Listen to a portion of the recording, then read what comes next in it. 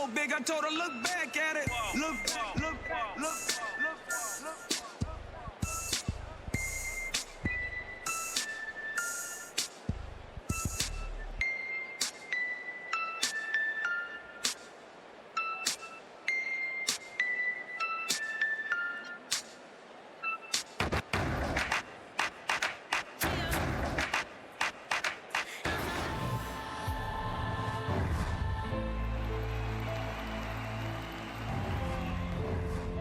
Teachers in America need support now more than ever. We're 100% in. I am blown away by the vision, mission, and goals of the College Football Playoff Foundation.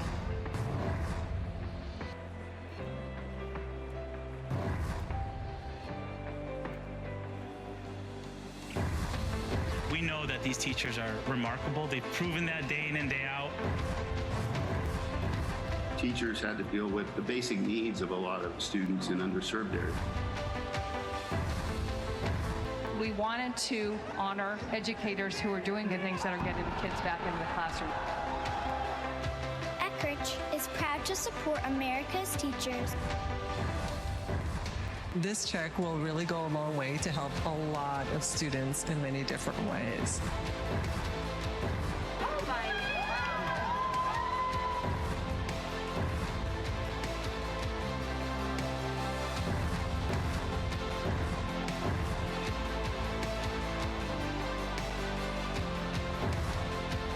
Teachers help students find the best versions of themselves.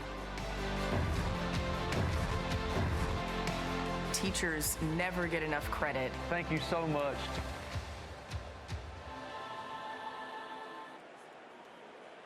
The College Football Playoff Foundation and Extra Yard for Teachers is proud to honor educators both here in Houston and across the country for their dedication and hard work in preparing our nation's students for success. Joining us tonight on the field as part of the National Championship Teacher of the Year experience presented by Eckrich are the 2023 Teachers of the Year from every U.S. state and territory, as well as last year's National Teacher of the Year, Rebecca Peterson. And now, we're proud to announce the 2024 Eckrich Teacher of the Year, Brooke Gordon. The teachers are joined by College Football Playoff Foundation Executive Director Britton Bonoski, Smithfield Foods President and CEO Shane Smith, and Council of Chief State School Officers Chief Executive Officer Carissa Moffitt-Miller. Let's give a warm Houston Loves Teachers round of applause to these great educators.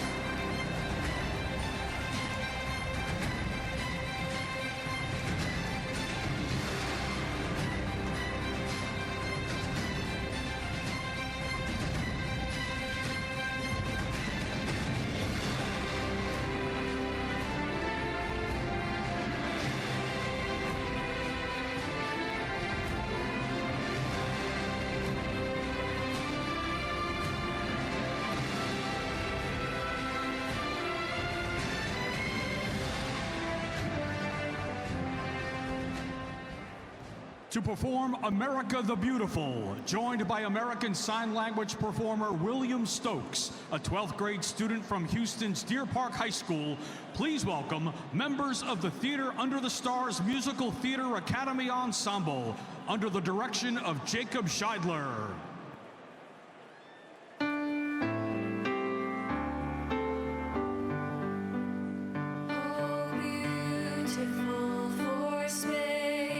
America.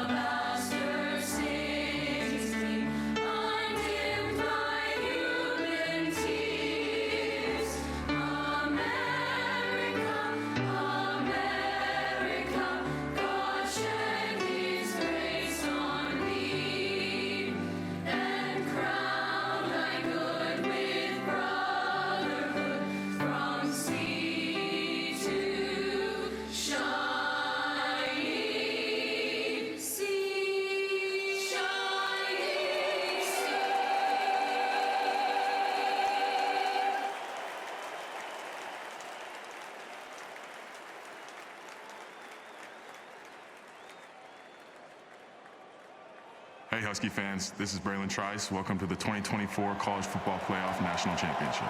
How you doing, guys? This is Will Johnson. Welcome to Houston. Michigan fans, we can't wait to hear you, and go blue. What's up, Dog fans? Roger Rosengarten here. I hope you guys have a great time at the College Football Playoff National Championship. What's up, Michigan fans? This is Tommy Doman. Welcome to Houston. Let's win that natty. Go blue. Husky Nation, I hope you're all enjoying your time down here in Houston. Wolverine fans, welcome to Houston. We're excited you're here with us. Go blue. What's up, Dog fans? Rome here. I hope you guys are having a great time at the College Football Playoff National Championship. What up, Michigan fans? This is Chris Jenkins. Welcome to the National Championship game. We got a great night out here for some football. Looking forward to it, and go blue.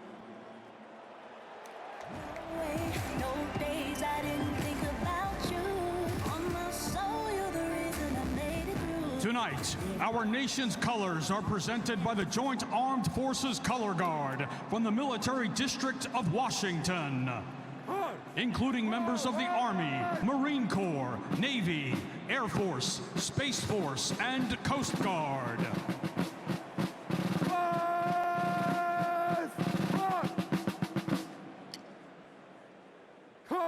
Present arms!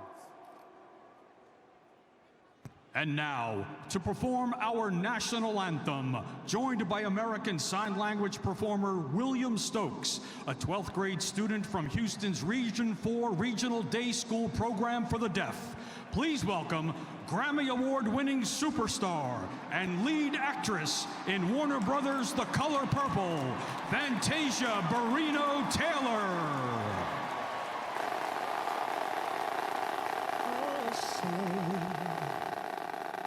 Can you see by the dawn's early light which so proudly we hailed at the twilight's last gleaming, whose broad stripes and bright stars through the perilous fight o'er the ramparts we watched were so gallantly streaming, and the Rockies lay glad, the bombs bursting in air gave proof through the night that our flag was still there. Oh, say does that star-spangled banner yet wave o'er the land of the free and the home of the brave.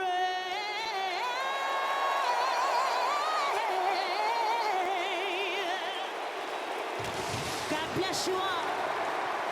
Thank you to Theater Under the Stars Musical Theater Academy Ensemble, William Stokes from Deer Park High School, the Joint Armed Forces Color Guard from the Military District of Washington, and Fantasia Barrino Taylor. T-minus 10 seconds. 9, 8, 7, 6, 5, 4, 3, 2, 1.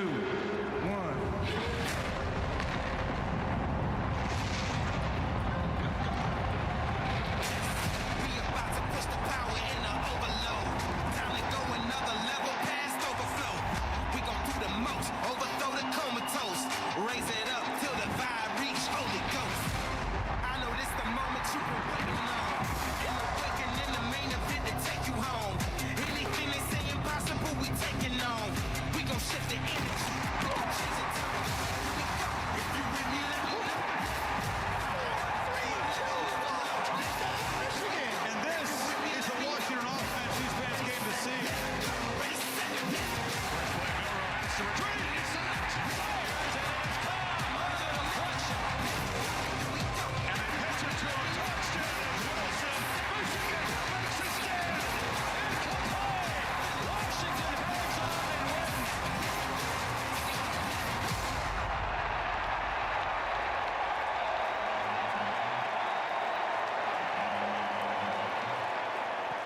Please welcome to the field the Rose Bowl champion, the University of Michigan Wolverines.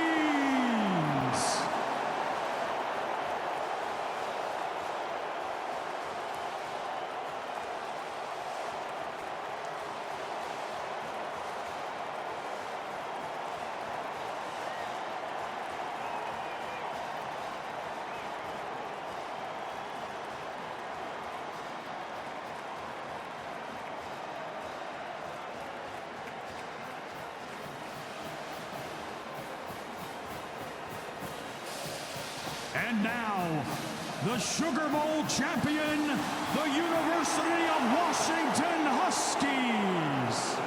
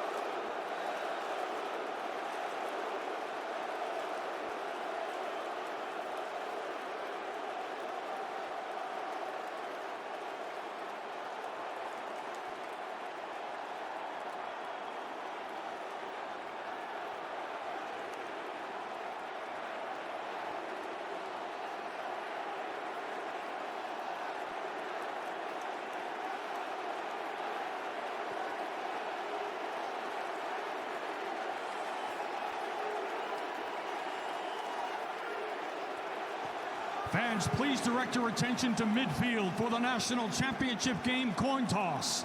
Please welcome tonight's honorary captains. For Washington, Steve Entman, and for Michigan, Rayshon Benny.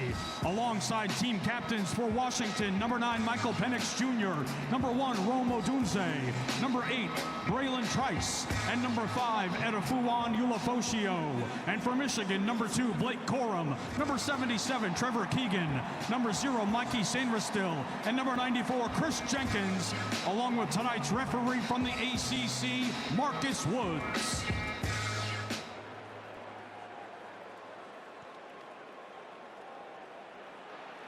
All right, congratulations, Captain, on a fantastic season, and welcome to the College Football Playoff National Championship.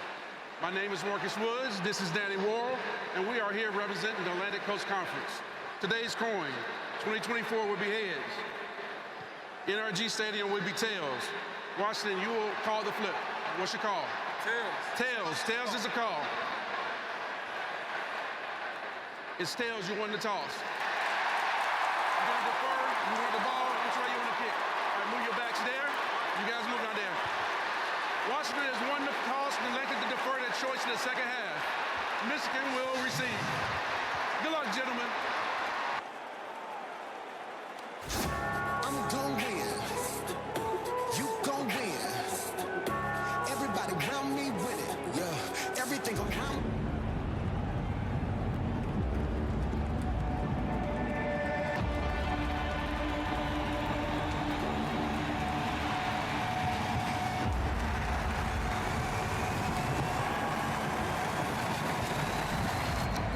Ignition sequence start.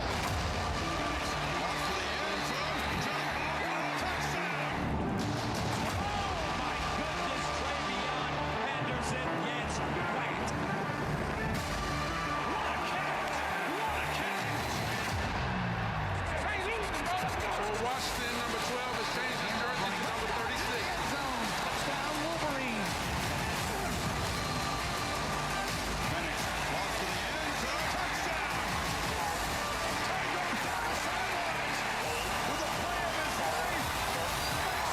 Kicking off for Washington, number 95,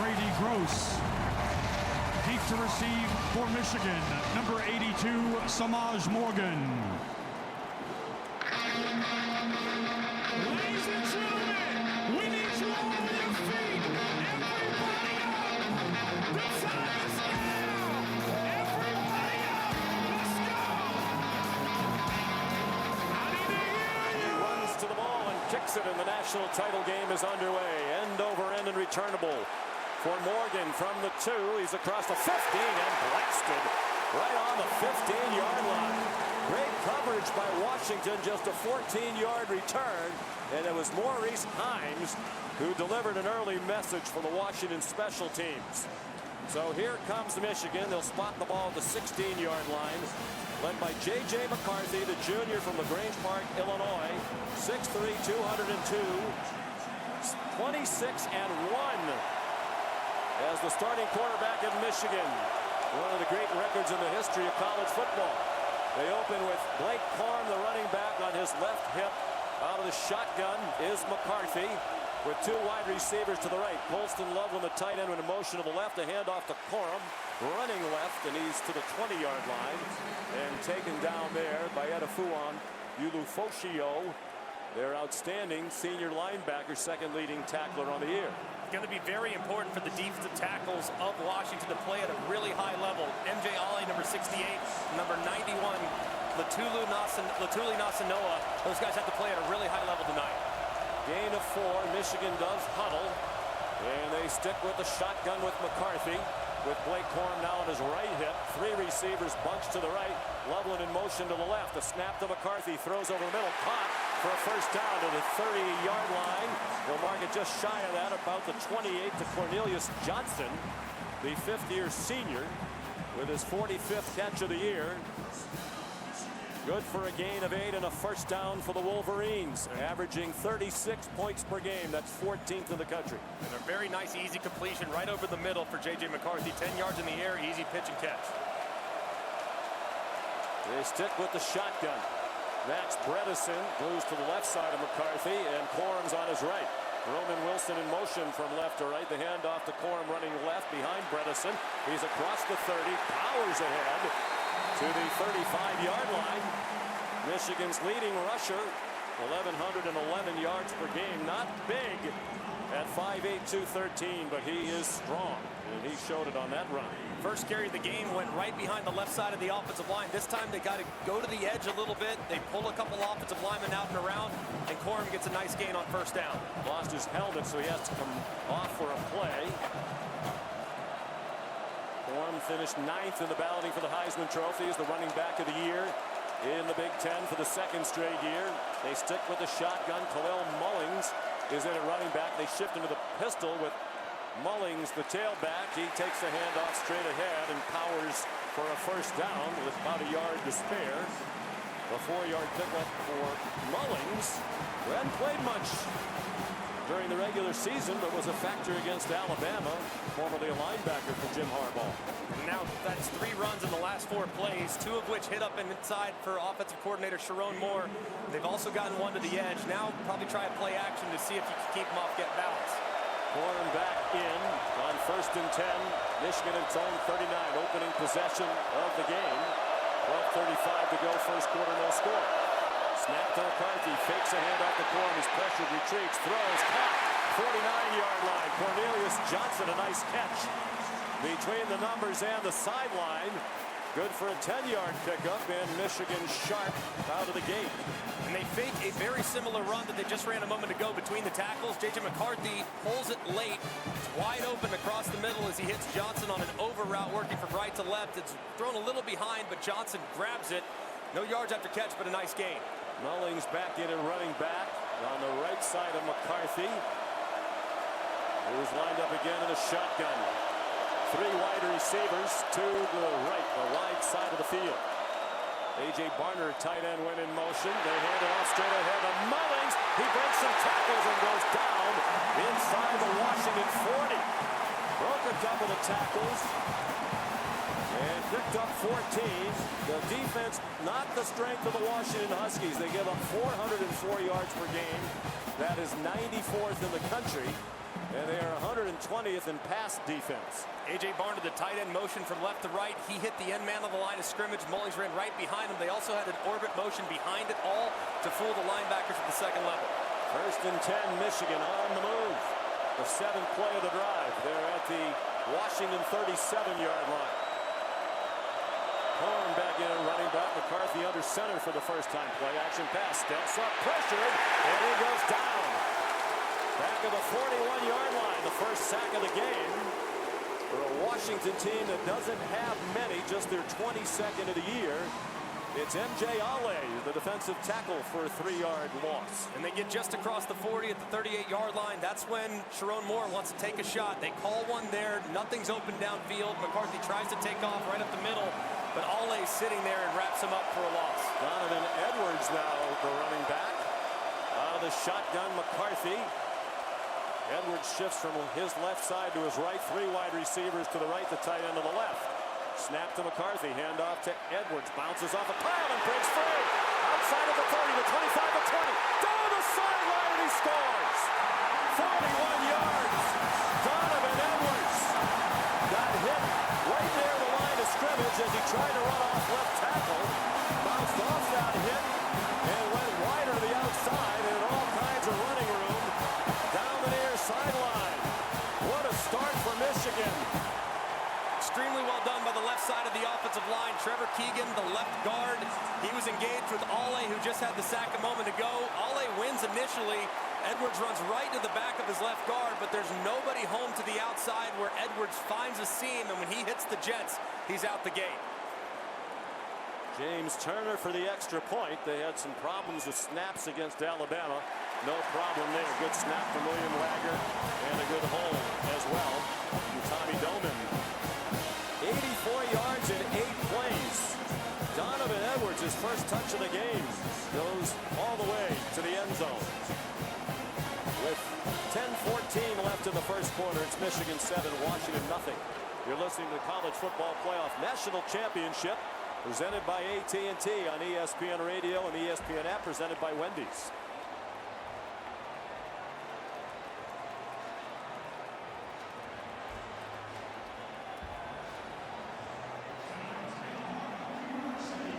Iconic Empire State Building was lit in split colors for tonight's participating teams. At the conclusion of tonight's game, once the national champion has been crowned, the Empire State Building will celebrate by sparkling the winning team's colors, either the purple and gold colors of Washington or the maize and blue colors of Michigan, for 30 minutes, followed by lighting up the New York City skyline in their static colors.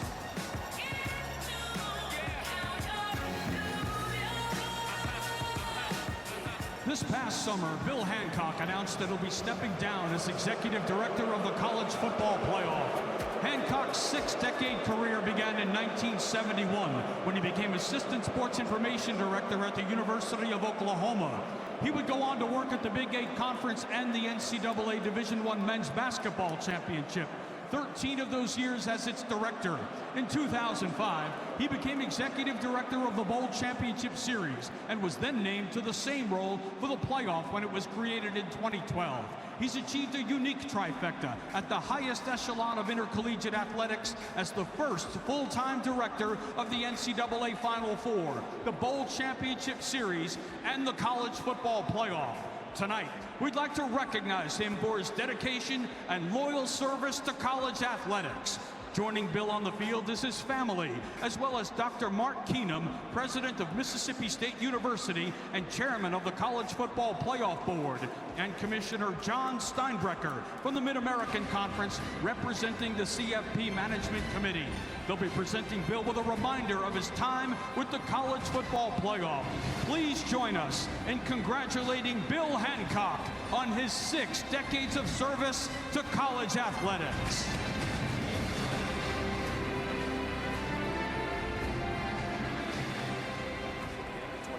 Season. And it's by far the longest run of the season for Donovan Edwards. His previous long was 22. He's a guy who was a big factor last year on their run to the CFP. Blake Corum injured his knee late in the season, went out. Edwards was terrific. He's been much less of an important player this year, but stepped to the forefront tonight. Very much so. And they really haven't had a ton of explosiveness running the football. Both Corum and Edwards this season, they're averaging around 4.5 to 5 yards a touch. It hasn't really been the big hitters. They kind of grind you down, but that time Edwards, with great speed, finds the edge to the left-hand side and goes untouched into the end zone the rest of the way. So an impressive start. 8 plays, 6 of them runs, and J.J. McCarthy was 2 for 2 for 18 yards. Tommy Doman kicks off for Michigan from right to left, and the last one, it lands on the back line of the end zone. So no chance for Daniel Magana to run it out for Washington. So here come the high-flying Huskies, led by Michael Penix Jr., the 6th-year senior, 23 years old. 4 years at Indiana, now in his 2nd season at Washington. The nation's leading passer at 332 yards per game, 10 more per game than Bo Nix of Oregon. Runner-up to Jaden Daniels of LSU for the Heisman Trophy. And off a masterful performance in the semifinal against Texas when he threw for 430. He starts under center with the ball on the right hash mark, and Dylan Johnson is the lone running back. They toss it to him, running left, and he's out near the 30 and actually powers ahead for an extra yard. So a good game for Johnson. Their leading rushers had a terrific second half of the season, playing with an injured right foot that plagued him for many recent games. Holly McGrath on ESPN TV reporting that he has actually a fractured bone in that foot. And he also had a ruptured bursa sac in his left knee after the Texas game. Suffered that injury in the game. He's replaced by Will Nixon, their second leading rusher, who goes in motion to the left out of the shotgun. Penix. He throws to the near side, caught by Jalen McMillan along the near sideline. And he's out of bounds with another first down to the 42. First down of the night for Washington. Very soft coverage from Michigan, obviously understanding the big play potential, not trying to let anything over the top of their defense. 5 wide receivers out of the gun. Penix, 3 of those receivers to his left, the tight end Westover to the right. Penix looked to the sideline, then one up to the line of scrimmage, perhaps changing the play. Will Nixon went in motion, all kinds of shifting, particularly to the left of Penix. The play clock down to 5. Low snap, he handles it knee high, rolls to the left by design, throws it out in the flat to Will Nixon, who's knocked out of bounds far sideline at the 45-yard line. A gain of 3 for Nixon, who did not have a touch in their semifinal game against Texas. He's their second leading rusher, but a big drop-off. Johnson came into tonight with 1,162 yards rushing. Nixon next with just 194. 2nd down and 7, 8.5 to go first quarter. 7-0 Michigan. From the left hash mark, a direct snap out of the shotgun to Penix and a handoff straight ahead to Will Nixon, who's the son of Jeff Nixon, who was the running backs coach for the Giants this year and just named the offensive coordinator at the Harvard of Central New York, Syracuse University.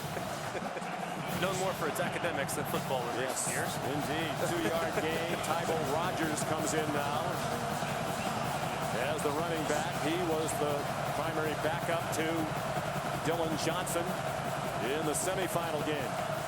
Ball equidistant between the hash marks. 47-yard line of Washington. It's 3rd down and 5. Rogers on the left side of Penix. He's in the gun. McMillan went in motion left to right. Penix looks left flat, throws. Rogers has it. Bounces off a tackle as a first down and more. Down the sideline, out of bounds. Inside, they're going to mark it back at the 41, but he should have been stopped behind the line of scrimmage by Keon Sabb, a backup safety, who missed a tackle with the Washington 49. An easy throw there by Penix, just right out in the flat, 1 or 2 yards downfield. Sabb misses the tackle and turns into a nice play. 11-yard gain. 3 wide receivers in a bunch to the right. Rogers remains the running back. He's in the shotgun. He steps in behind the center, Parker Brailsford, to say something. The Washington offensive line won the Joe Moore Award as the best offensive line in the country. Michigan won that each of the previous 2 years. Penix throws to the right side, and it's incomplete, intended for Rogers. The went in motion to the right just before the snap and couldn't catch it. Junior Colson, the linebacker, put some heat on Penix. Yeah, Jesse Minter, the defensive coordinator, bringing a blitz off the right-hand side. It forces the ball out of Penix's hands very quickly. They had an unblocked rusher in Colson. He had to get rid of it quickly. Dylan Johnson remains on the sideline. It looks like they're looking at some of his injury protection. His left leg is heavily wrapped. His right foot is as well. And he's talking to the training staff. He had one touch and came out. Will Nixon is the running back. He's on the left side of Penix out of the shotgun on 2nd down and 10 for the Michigan 42. There's a flag down on the snap. The handoff to Nixon straight ahead. Just across the 40 for about 2. Josiah Stewart, transfer from Coastal Carolina, made the tackle. Marcus Woods is the referee out of the ACC. Congratulations to all of these officials, judged to be the best at their position. There's no foul for illegal formation. Washington called time out prior to the snap. Timeout. So it didn't happen. And they'll put the ball back on the 42. And it'll be 2nd and 10 when we come back. 7:01 left in the first quarter. It's Michigan 7, Washington nothing.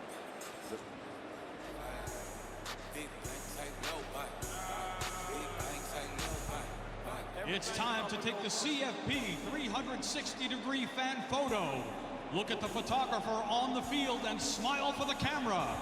Text CHAMPS to 800-334-7266 to be notified when you can zoom in for your close-up. Remember to text CHAMPS to 800-334-7266 to be notified when the fan photo is ready and you can zoom in for your close-up.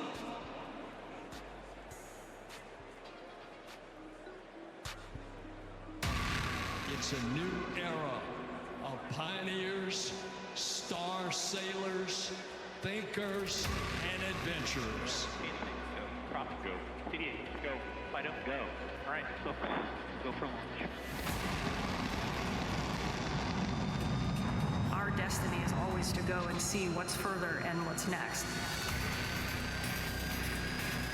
Fight up.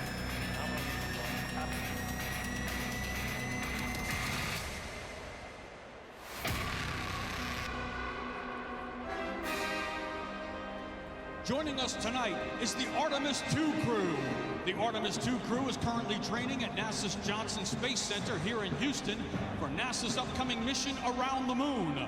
These 4 will be the first humans to fly aboard the Orion spacecraft and the first to go to deep space in more than 50 years. Their mission will be a critical step on the journey toward establishing a long-term presence on the lunar surface.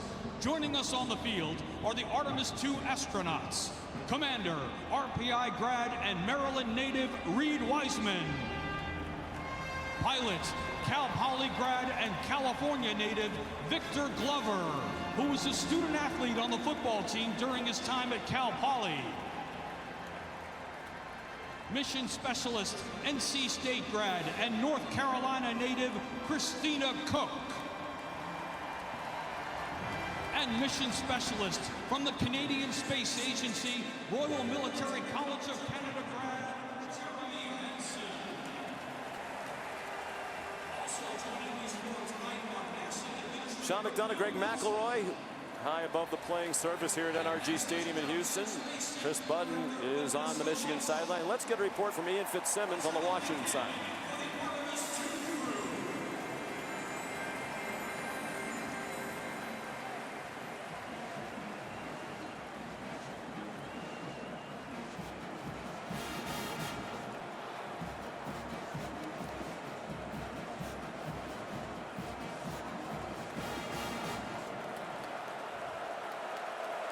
Behind their bench and put his head between his knees as if he might be crying. As play resumes, it's 7-0 Michigan. 7 minutes to go first quarter. 2nd and 10 Washington to the Michigan 42. Quick pass to Rome Odunze, their leading receiver. And he goes down the far sideline for a first down to the 26-yard line. A quick little pop to Odunze. His 88th catch of the year. Good for a 16-yard gain. It's very important for Ryan Grubb to get Odunze involved early in the game. Short, quick pass there, nice catch and run. Out of the shotgun. 2 receivers to each side. They're both tight to the line of scrimmage. The running back remains Will Nixon. No Johnson. Shotgun snap to Penix. He moves away from the rush and throws behind Nixon at the 23-yard line along the far hash marks. Washington going from left to right. Penix protected by the Joe Moore Award winning offensive line. Troy Fautanu is the best. The left tackle. Nate Coleppo, Parker Brailsford, Julius Bulow, and Roger Rosengarten the rest from left to right. Out of the pistol. And it is Dylan Johnson back into the game. The transfer from Mississippi State. They averaged 58 yards per game over the first 6. Over the last 7, 117 yards per game. 4 receivers, 2 to each side. Now McMillan comes in motion. He takes a handoff on a jet sweep from left to right, turns the corner inside the 20, and yanked out of bounds just shy of another first down at the Michigan 17. A gain of 9. It'll be 3rd down and 1. First possession for Washington, trying to answer the opening Michigan score. On 3rd and short, it's been Dylan Johnson really all season long. He's still in the ball game right now. Might be an opportunity to see whether or not that ankle is going to allow him to be close to 100%. Washington huddles with 3rd down and 1 upcoming. They're 47% for the year on 3rd down, 14th best in the country. 1 for 1 on 3rd down in this drive. They give it to Johnson straight ahead, and he has a first down.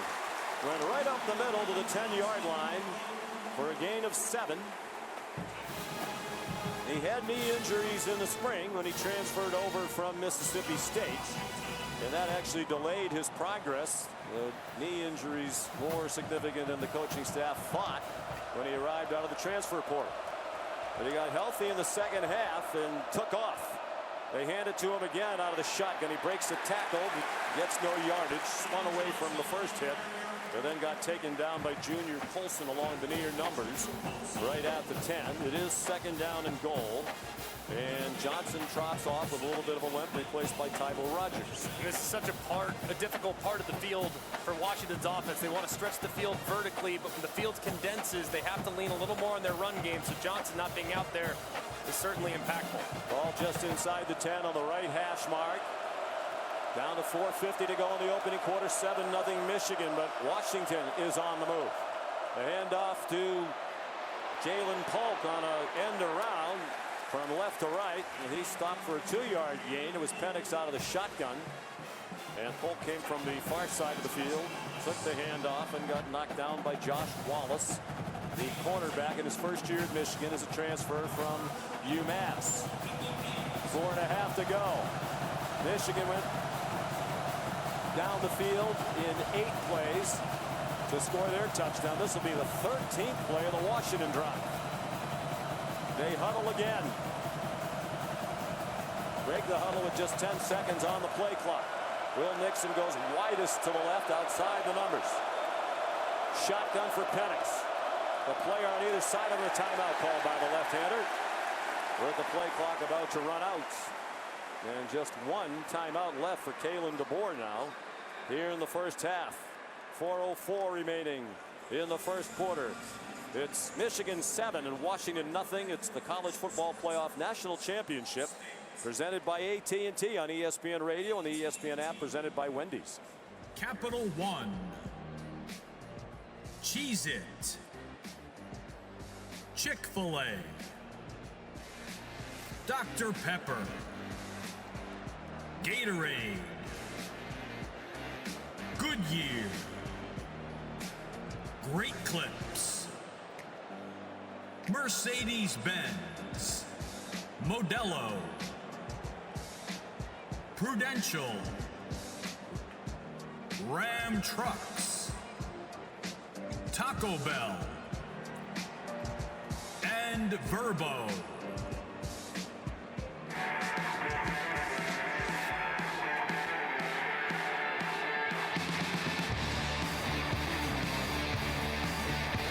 McCarthy gets it complete for a first down, Michigan. Lights are on. Feeling like I'm ready for something. Gets it completed. It's a touchdown, Michigan.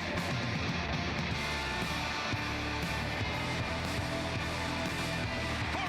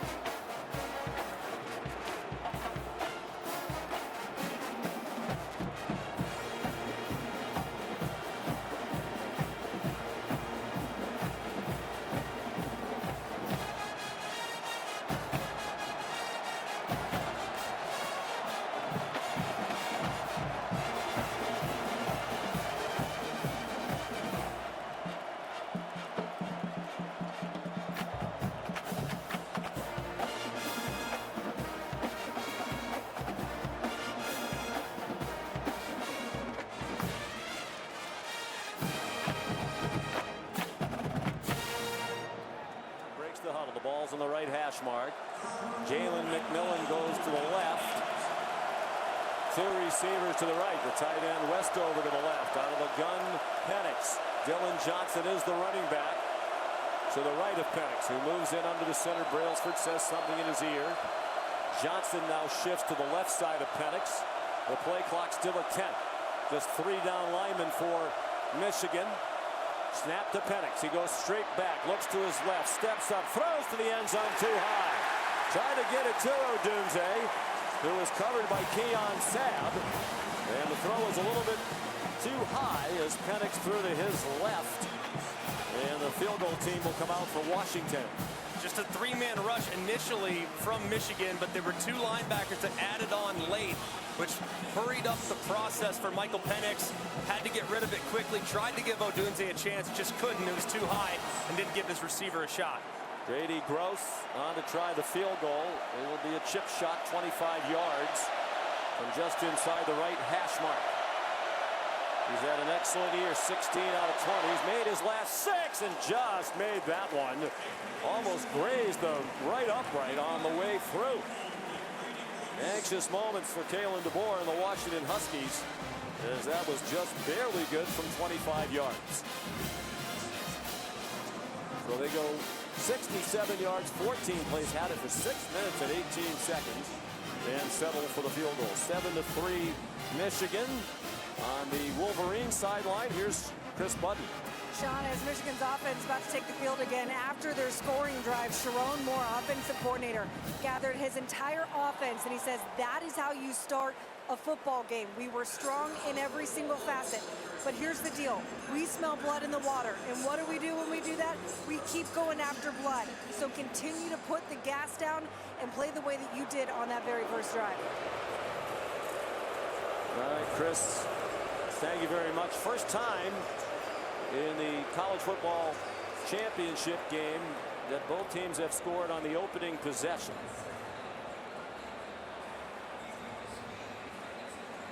And it's 7-7. And Dylan Johnson still getting medical attention. He clearly is not 100%, but he's gutting it out. He was on the field for a couple of important plays on that drive. Very impactful, and if you look at the run he had on 3rd and 1, it was right up the middle, but he had to make a cut from his left to his right. So that means it was putting strain on the hurt knee and the injured foot on both sides. It didn't look like he had a ton of limitations. So albeit, yes, in pain, he doesn't look as if he's moving any different than he was in the first 14 games of the year. He has been such an important addition to this Washington team. Undefeated at 14-0. Each of these teams are 14-0. And for each, it is the school record in wins. Last undefeated season for Washington was 1991, when they finished 12-0 under the late great Don James and won the national championship. Here's Ian Fitzsimmons on the Husky sideline. Yeah, I'm watching Dylan Johnson right now, Sean, and he continues to work on that left ankle, but he's also, it looks like he's doing some mental toughness drills. You mentioned how he was squatting behind the bench after he took his helmet off. That was almost like a mental toughness thing, like how much pain can you take? And that's what he's doing right now, testing that left ankle with his helmet in his right hand. But he just leaned over the trainer's table again, set the helmet down. Now he's sitting down there on the trainer's table, almost trying to get his mind right. As Greg, you've been there, man, to see how much pain can you take, especially on this stage with the national title on the line. Yeah, I mean, he is remarkably tough and has been his whole career, even dating back to his time at Mississippi State. And if you watch the Pac-12 title game, the way he fights for extra yards, it was a huge difference maker there in the second half of that game. So it's going to be something to monitor for sure, but based on what we've seen on a couple carries, Sean, he looked like he's going to be just okay. He's just going to have to deal with some of that pain. Gross ready to kick off from left to right. And Samaj Morgan is back deep for Michigan on the far hash marks, just outside the far hash marks. Gross, the kicker, a sophomore from Scottsdale, Arizona. And one of the highlights of the year for Washington. Game-winning field goal with no time left to break a 21-all tie and win the Apple Cup against Washington State. And after the game, Kalen DeBoer put him on scholarship. Paid his own way for a year and a half. His kickoff 1 yard deep. Morgan's going to try to run it out. Cuts to the middle of the field. In trouble. And he's stacked up again. This time at the 14-yard line. So neither kickoff return has made it past the 15 for Michigan, where they managed to go 84 yards on the opening drive in 8 plays. The touchdown, Donovan Edwards. His only touch of the game so far, 41-yard scamper. So Michigan goes straight over the ball. An outstanding offensive line of their own. They're playing without Zach Zinter, the All-American right guard, injured against Ohio State, did not play against Alabama. Well, Ladarius Henderson, Trevor Keegan, Drake Nugent, Parson Barnhart, and Trente Jones. Still an outstanding offensive line from left to right. All of them were either first or second team All Big Ten except for Jones, who was a sub most of the year. Hand off to Blake Corum on first down. And a hard-earned 3 to the 17, running off right tackle. And taken down by Elijah Jackson, outstanding cornerback who started every game this year for the Huskies. And Elijah Jackson made the big play against Texas to secure the victory against A.D. Mitchell, knocking it out of bounds, forcing the incompletion. So a nice tackle there. Michigan 14-0, the Big Ten champs for the 3rd straight season, ranked number 1 in the country for the first time since 1997, the last time they won a national title.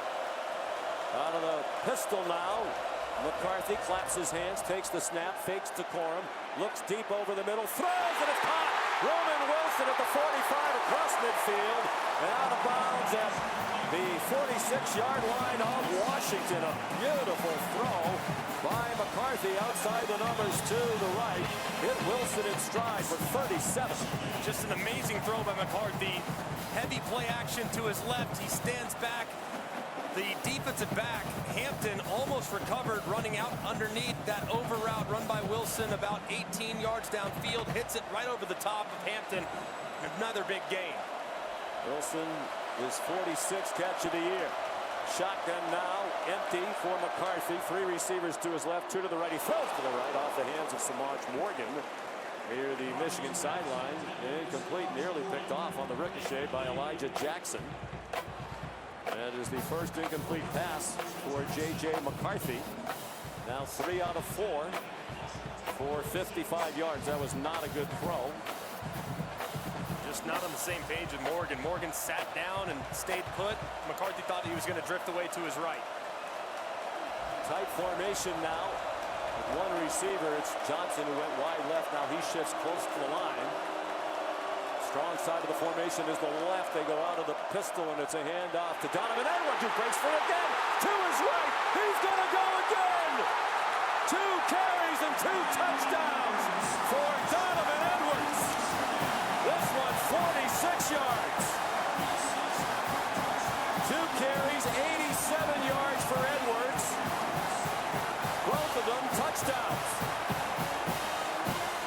And the Michigan fans going crazy here in NRG Stadium. This one very similar to the last play. This time it actually starts to the left. Doesn't like anything there. Washington loses contain. Edwards bursts to the right side. There's a huge hole. He turns on the jets and he's out the gate. Nobody's going to catch him in the open field. What a start for the junior from West Bloomfield, Michigan. James Turner, the extra point up and good. Deep giving hit to Donovan Edwards. He had only 4 carries in the Rose Bowl win over Alabama for a total of 11 yards. Big 2, Donovan Edwards, his longest carry of the season, just 22 yards. And tonight, 2 carries, both of which have gone for more. It's really at the second level for Washington, too. They've just lost track of where Edwards is going. Both of the touchdowns, he's bounced it. That time he was trying to run up the middle. The strength when they shifted was to the left. Nothing doing up the middle, so he had a little bounce to the right. He had a big hole. On the first touchdown running left, he was trying to run it off tackle. Bounced off that, went outside, went down the sideline to score. A very highly recruited player out of high school. Had more than 900 yards rushing last year. Not as much of a factor this season, but he's making up for it tonight. Tommy Doman kicks off. Comes down a yard deep in the end zone. They will not try to run it back. Daniel Ngata. So a 14-3 lead for Michigan. Dylan Johnson does limp onto the field for the first play of this possession for the Huskies. 2:23 to go first quarter. 3 possessions total, 2 for Michigan, 2 touchdowns for them, 1 possession for Michigan and a field goal after a 13-play drive.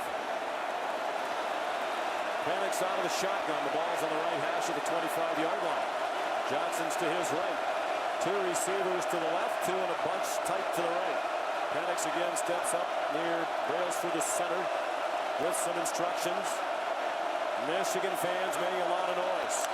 Penix claps his hands, takes the snap, drops back to pass, steps up in the pocket, takes off running, and slides down at the 30-yard line. Actually slid out to about 32, but they marked the ball where the slide started, so it's a gain of 5 for Penix. And Penix had 41 yards passing on the opening drive, but the average yards downfield was only less than a yard. So really quick throws, great run after catch, but so far Michigan keeping everything in front of them. Mason Graham missed the tackle behind the line of scrimmage for Michigan. 2nd and 5. Ball equidistant between the hash marks. Snap to Penix. He pitches it to the left to Dylan Johnson, and he gets no gain. Tackled along the numbers at the 30-yard line by Mason Graham.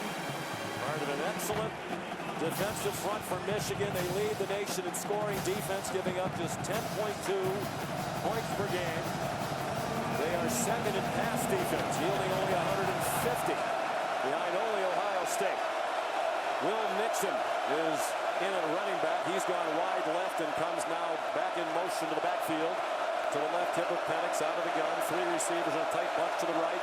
They're 2 out of 3 on 3rd down. 3rd down and 5. Back to pass Penix.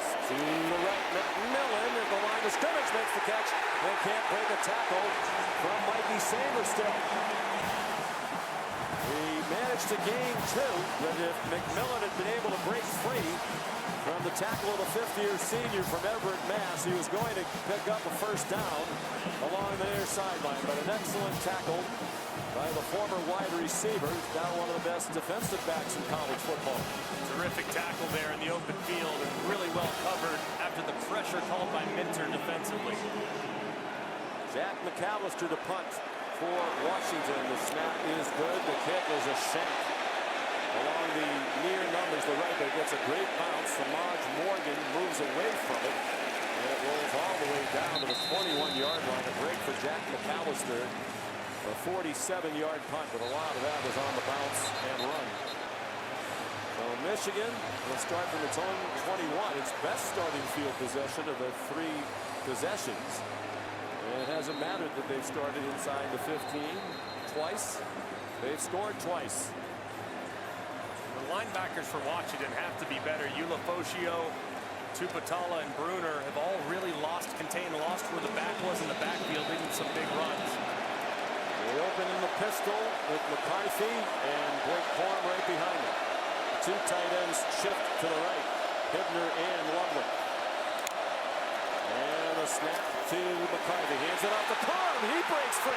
Went up the middle, bounced outside of the left. He's going down the sideline in Husky territory. Cuts back to the middle and is finally tackled from behind near the 20-yard line. Thaddeus Dixon saved the touchdown. So touchdowns of 41 and 46 for Edwards. And now the longest run of the night for Michigan as Corum goes for 59 on the last play of the first quarter. They are gashing the Washington Huskies on the run. They had 174 rushing yards in the first quarter. What a start for the Wolverines. At the end of the first quarter, Michigan 14, Washington 3. This is the College Football Playoff National Championship presented by AT&T on ESPN Radio and the ESPN app presented by Wendy's. Playoff would like to thank the following sponsors. Avocados from Mexico, Eckrich, Houston Methodist, Nike, Shaw Sports Turf, and Ticketmaster. All right, fans, it's time for the Eckrich $1 Million Challenge for Teachers. Eckrich, the official special smoked sausage and deli meat of the college football playoff. I'm down here on the field with ESPN's Marty Smith, as well as Andre Ware, who you may have heard of him, University of Houston legend and Heisman Trophy winner. So a little more pressure on you for this, I will say. But these two are competing to win $1 million that'll be donated to the Extra Yard for Teachers. You each get 2 throws apiece, with each one being worth $250,000. You guys warmed up? Feeling good? I don't know. No, All right. let's do it. Let's do it. All right, that's real. Marty, why don't you get us started here?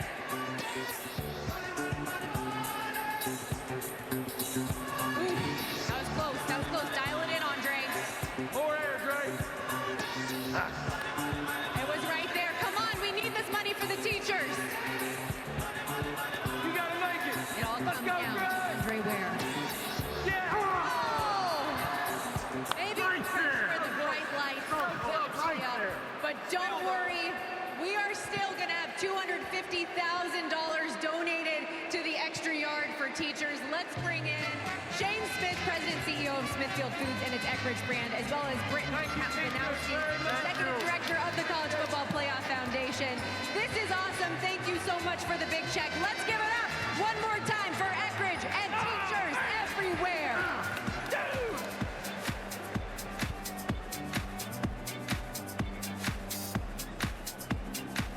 I can see it, I can feel it. Yeah, today's the first day of the best days of my life. Can you see it? Can you feel it? Yeah, today's the first day of the best days of your life. For day one, say ooh.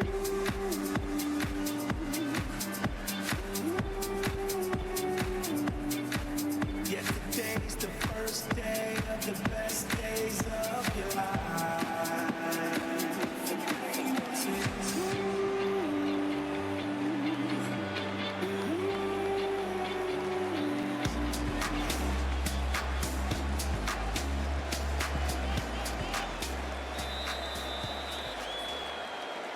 First and 10 Michigan at the Washington. First play of the second quarter. Leading 14-3 already. Ball on the far hash mark for left as they go from our left to right. In motion, Bredesen from left to right. The handoff is to Korn. Running right. Poor tackling again by Washington. Looked like they dropped him for loss. Instead, he got free to the 17-yard line. Cameron Fabiculanen made the tackle, a safety. Washington adjusted their front there on that first down play. They brought Latuli Lasanoa down right in over the center and brought an additional linebacker, Carson Bruner, to the end of the line of scrimmage to the right. So now they're starting to force the issue and just daring Michigan to try to throw it. Largest deficit of the season for Washington. They didn't trail by more than 7 in any game prior to tonight. Khalil Mullings is the running back. McCarthy out of the shotgun. Mullings is on his right. 3 receivers were bunched to the short side right. The handoff to Mullings off left guard. And he's stacked up at the 14-yard line right in the middle of the field. 3-yard pickup. Fabiculanen in there again. And here comes a big third down. Washington needs to win on defense. Would love to force a field goal try here. 3rd down and 4. The first time Michigan's even gotten a 3rd down tonight. They've marched up and down the field. This is their 3rd possession without a 3rd down prior to this one.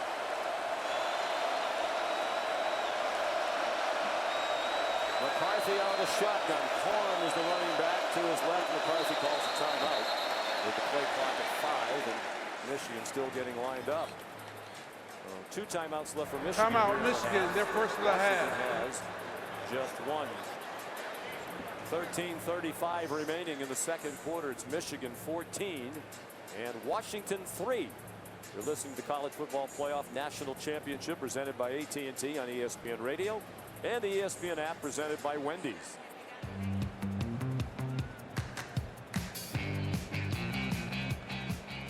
Baby astronaut to sleep. Lullaby? Baby astronaut, you float it, you let it float. Like rocket? I don't know. Rocket, that's it? Bet. I don't know. A Mustang. There's a star that's a horse. Like is that a thing? Am I getting there? A stallion. All of them. Because houses can't jump. Why didn't the son go to graduation? Because it was too big. He gravitated. It's too early? Why? It's too smart. Has too many degrees. He never left. I have no idea. The horse was named Friday.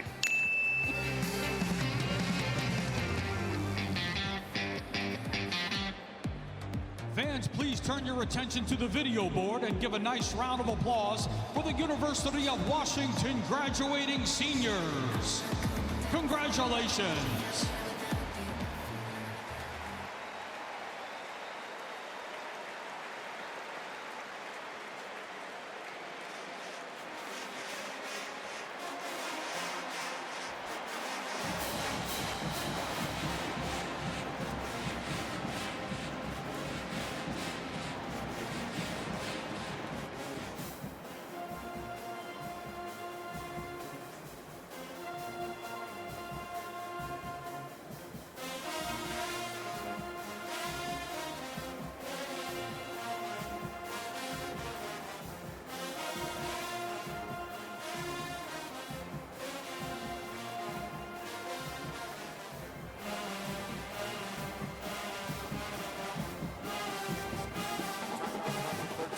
To go in the second quarter. This is really the first difficult down and distance they've faced. And on third down against Alabama, they had a lot of success throwing it to Corum out of the backfield.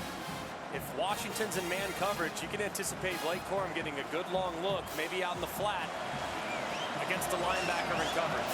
He's to the right of McCarthy. J.J. McCarthy, 3 out of 4 for 55 yards in the first quarter. The story of the ground game. They've rushed for 180 yards now. McCarthy ready to go. Claps his hands. 2 receivers to either side. The 2 to the left are tight.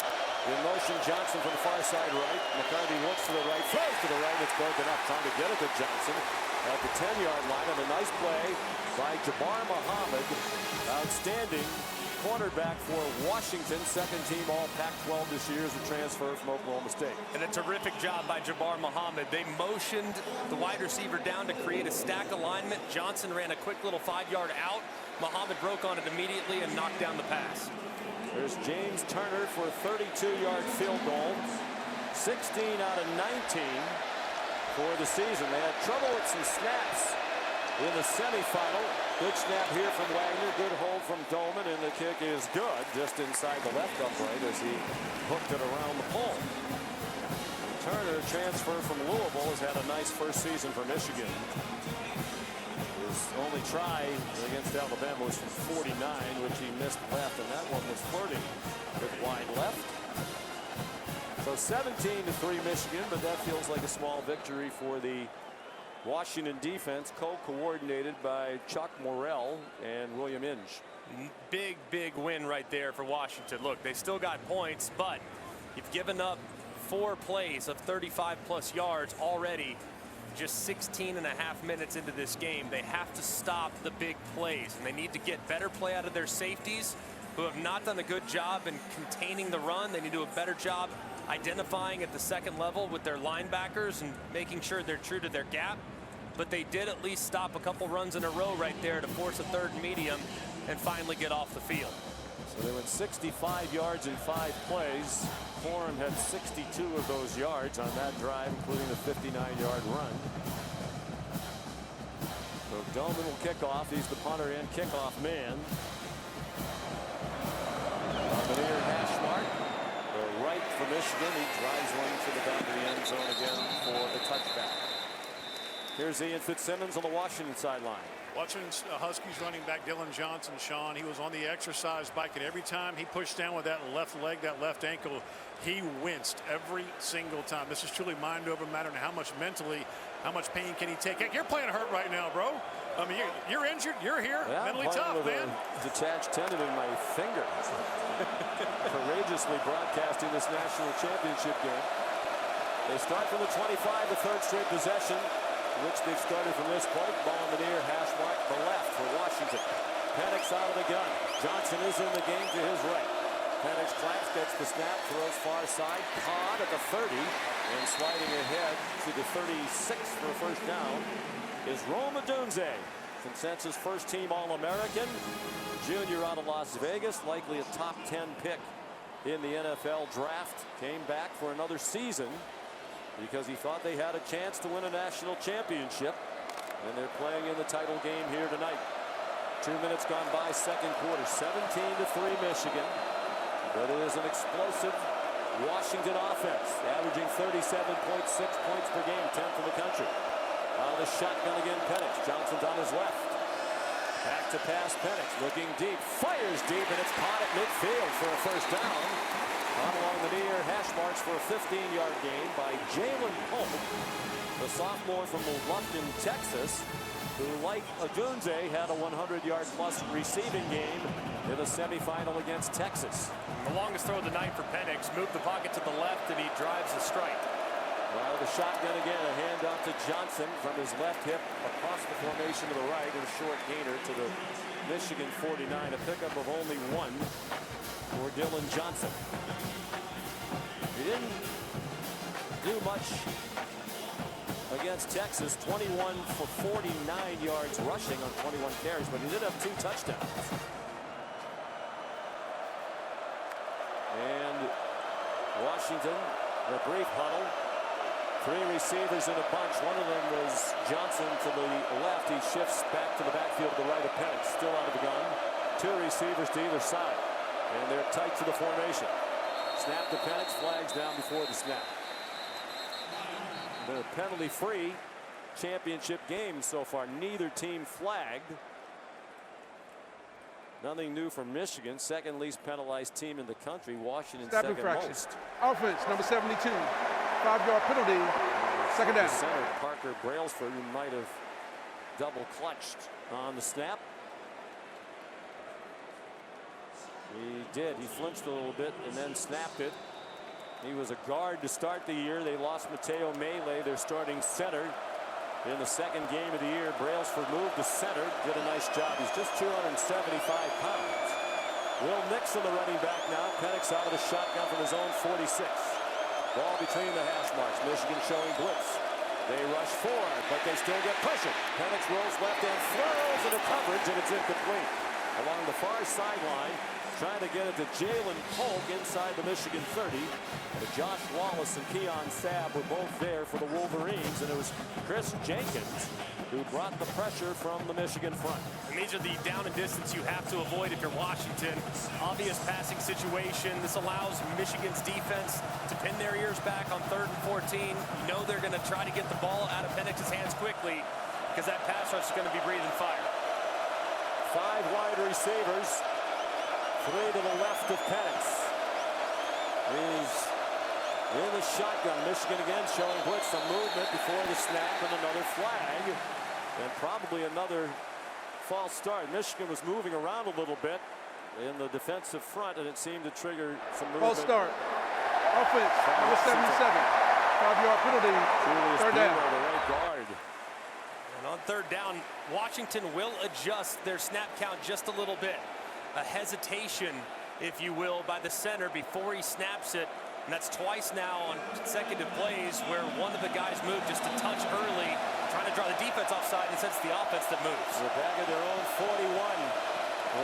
11:18 to go, first half. 17-3 Michigan. They stick with 5 wide receivers, 3 to the left. Penix out of the gun, claps a couple of times, takes the snap. It's a 4-man rush. He has time. He throws, caught, short of a first down. And down at the 47 of Michigan is Jalen McMillan. They got 12, but they needed 7 more. And the offense staying on the field here. Kalen DeBoer might be going for this on 4th down and 7 at the Michigan 47-yard line. They are going for it, at least for the time being. Feels like his defense might have a rough night. They certainly have had already. They're going to need to match scores with Michigan. Will Nixon is the running back. Penix goes down the entire offensive line to give them instructions. McMillan goes in motion to the right. Two receivers over there now. Nixon on the left. Out of the shotgun. Four-man rush. Penix back to pass. Throws it a man wide open, and it's incomplete. Odunze was wide open on the far side at the 15-yard line. And Penix, with his remarkable downfield accuracy, just kind of missed him. Odunze tried to make a twisting catch on a ball that was high, and he couldn't take it in. They miss a huge chance for a big play. And blown coverage in the back end. Jesse Minter, the defensive coordinator, goes right out to address things with Rod Moore, the free safety, who allowed Odunze to run right up the outside bottom part of the numbers. He's wide open, totally busted. It could have been a touchdown with an accurate throw. Instead, Penix is off the mark. Yeah, high into the outside, and they can't believe they didn't convert it. 10:27 to go, second quarter. Michigan 17, Washington 3. This is the College Football Playoff National Championship presented by AT&T on ESPN Radio and the ESPN app. Presented by Wendy's. Awarded since 1990, the 24-inch, 25-pound bronze trophy comes with a $25,000 postgraduate scholarship. The 34th recipient of the Campbell Trophy is University of Oregon quarterback Bo Nix. Maintaining a 3.62 GPA, Nix graduated magna cum laude from Auburn in 2021 and is currently on track to earn his master's degree from the University of Oregon. Bo was a 3-year captain, a 5-year letterman, and the host of a football camp for the youth. The Heisman finalist and Pac-12 Offensive Player of the Year led the Ducks to a Fiesta Bowl victory and a top 10 finish. He was also named first team All Pac-12 and was a finalist for the Maxwell, O'Brien, and Unitas Awards. Congratulations to Oregon quarterback Bo Nix, the recipient of the 2023 National Football Foundation's William V. Campbell Trophy.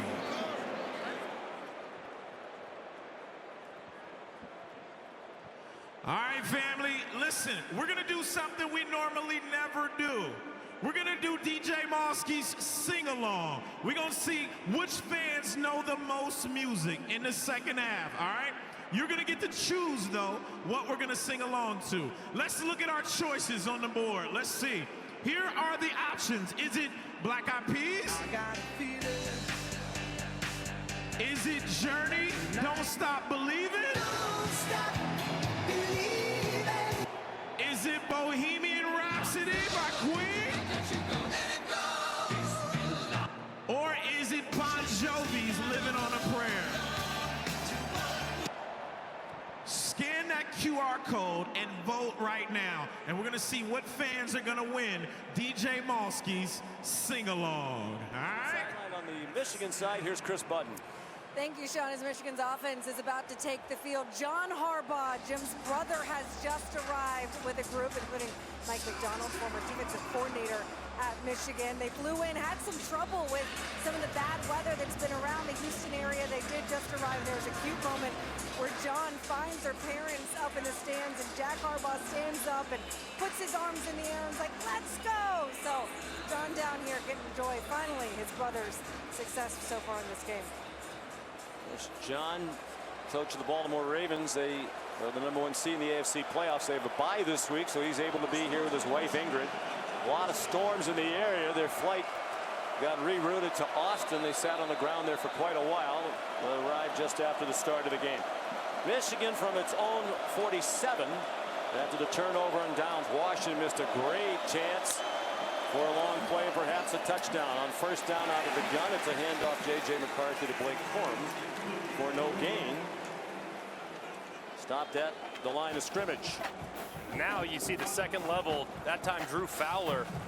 He is the linebacker, and he completely blows things up on the right side of the offensive line. Much more aggressive against the run there in these last couple series for the Washington Huskies.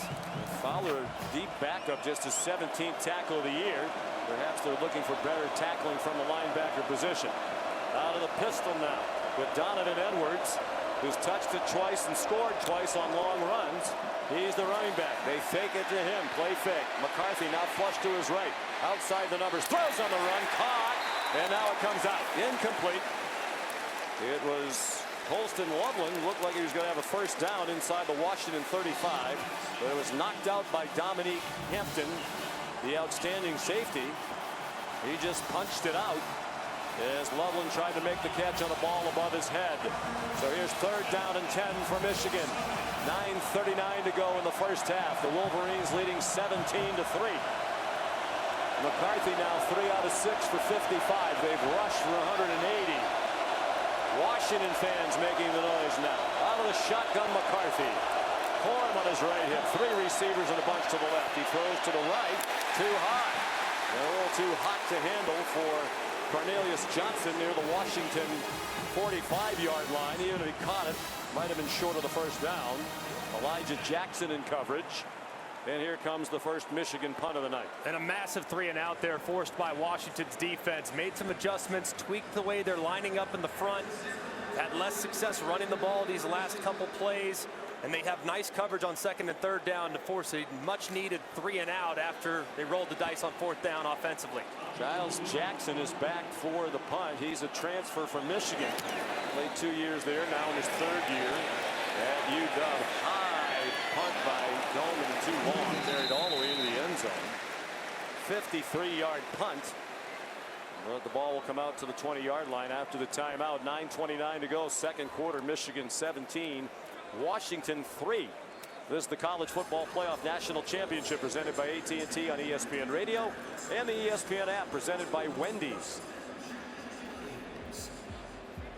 This could be the final play of the college season, perhaps. Watson, touchdown! Hunter Renfro. Little man makes another enormous play. 1 second remaining. They'll talk about that play. And it becomes a nation forever. Fans, please turn your attention to the video board and give a nice round of applause for the University of Michigan graduating seniors. Congratulations.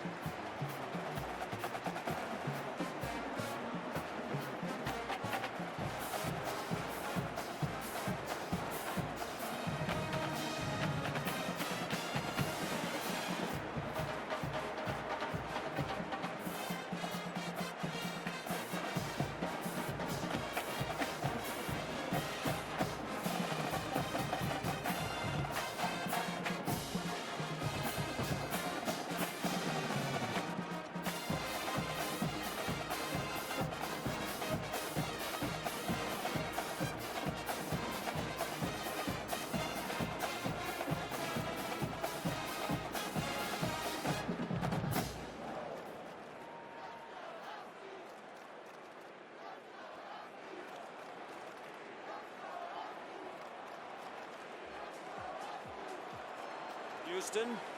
9:29 to go first half. Michigan leading 17-3 during the TV timeout. John Harbaugh made his way down to the Michigan sideline, gave his brother Jim a big hug, and Jim lit up like a Christmas tree, trying to lead his alma mater, Michigan, to a national championship in his 9th season as head coach. A lot of speculation if this might be his last game at Michigan. A lot of rumors in recent years he might return to the National Football League. If it is to be the end, he'd like to go out with a bang. He's done a fantastic job everywhere he's been. From the right hash mark, 1st and 10 for Washington with Penix out of the shotgun. Rare miss and a long throw on the last possession. Might have gotten him right back within a touchdown. Dylan Johnson is at the running back spot to the left. They fake it to him.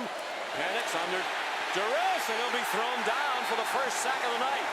For Michigan, Kenneth Grant dropped him way back at the 8-yard line for a 12-yard loss for Washington. And Washington trying to throw the ball down the field, have 3 verticals, all 3 wide receivers well downfield. But Kenneth Grant absolutely blows up Nate Kalepo, the left guard. Just a straight bull rush. Kalepo ends up on his backside, as does Penix, as Grant makes a nice play. They did not allow a sack. Washington in the semifinal against Texas. That's just the 12th allowed all year. 4th fewest in the country. Dylan Johnson remains in the game to the right of Penix. Out of the gun, they fake it to him. Penix drops back in the end zone, surrounded again. Throws, and it is incomplete. It short hopped into Jalen McMillan between the hash marks near the 28-yard line. And again, the pressure forced the throw that didn't quite have enough on it. Good effort by McMillan, diving head first back toward the line of scrimmage, but he couldn't rescue the short throw. So far, that's been the story of the night. 1 sack, 5 pressures. Penix on those pressures 0 for 5. So the offensive line really having a difficult time so far against this elite pass rush. It's a deep defensive line. This is 3rd down and 22. Shotgun again for Penix. Drops back into the end zone. Throws sidearm short. Caught by Dylan Johnson. He runs across the 20 to the 23-yard line. Well short of the first down by about 7 yards. They got 15 to make it a better situation for the punter. Michael Barrett, a 6th-year senior, and Rod Moore combined on the stop for Michigan. And Washington has to be better on 1st and 2nd down. That's consecutive drives now that have stalled. Last drive, because of penalties, got way behind the sticks. This time, to sack on 1st down really never gave him a chance. Jack McAllister to punt again. Samaj Morgan standing back at his own 35. 2nd Washington punt. The sophomore from Edmonds, Washington. And another low line drive, wobbly. It takes a good bounce. 2 ugly-looking kicks, but they've been effective for McAllister, and it rolls out of bounds far sideline at the 33-yard line. 45-yard punt. So Michigan leading 17-3 with 7:45 to go in the half. Will have the football. John Harbaugh still on the Michigan sideline. Dad Jack is here, national championship winning coach at Western Kentucky. Their mom Jackie, sister Joni, brother-in-law Tom Crean, the former Indiana, Marquette, and Georgia basketball coach. They're all here, hoping that Jim Harbaugh will have the greatest night of his coaching career, and perhaps his final night at Michigan. Shotgun from McCarthy. Corum on his right hip. And it's a handoff to Corum, running off right guard, following blockers who just steamroll Washington defenders for an 8-yard gain. Alfonso Tuputala finally made the tackle. 7 carries, 84 for Corum. And at some point, Washington defensively, right now they're static. They're staying in place. They're trying to hold up, but the double teams for Michigan's offensive line are moving their defensive tackles off the spot. They got to start moving and being a little more aggressive up front, or they'll get mowed down. Alex Orji is committed quarterback. He comes in a few times a game, usually out of the Wildcat design quarterback run, and he does fake it and then runs left. He has running room outside across the 50 and taken across the boundary on the Michigan sideline, far side at the 46-yard line. So Orji, who came in for a couple of carries for 2 yards against Alabama, much more effective on this one for a 13-yard gain. And it's starting to become a theme. Michigan is faking things up the middle, and then there's plenty of room on the outside where Washington continues to lose contain. That time they lose contain to the edge. They have Colson Loveland out in front. He gets a hold from Drake Nugent, the center. Yeah, he might have gotten away with the hold, like you said. Grabbed a lot of jersey from Latula Nasanoa. Orji stays in at quarterback. They're moving around to either side of him. One running back on either side. Wilson in motion left to right. They fake a handoff to Edwards, and it's Orji straight ahead for 2. Between the hash marks to the 44-yard line of Washington. Michigan leading 17-3 with 6:13 of the clock running remaining here in the second quarter. J.J. McCarthy comes back in, and a hand for Orji as he goes off. After a couple of carries for 15 yards combined. Out of the pistol now. McCarthy turns and hands it to Corum, running right. He's tripped up immediately by the cornerback Jabbar Muhammad. A gain of 1 to the 43. And Muhammad is still on the field, lying on his back. They can't afford to lose him. Outstanding cornerback, a junior, but thinking about going into the NFL draft after this game. In quite a bit of pain, too. He came up from the cornerback spot, and he tackles Corum right at the line of scrimmage, but immediately grabs at his right shoulder. That's what initiated the contact. So they're evaluating him, but potentially a massive loss. Their best cover guy on the perimeter down, writhing in a lot of pain. As they tend to him, let's pause 10 seconds for station identification. You're listening to the College Football Playoff National Championship presented by AT&T on ESPN Radio and the ESPN app presented by Wendy's.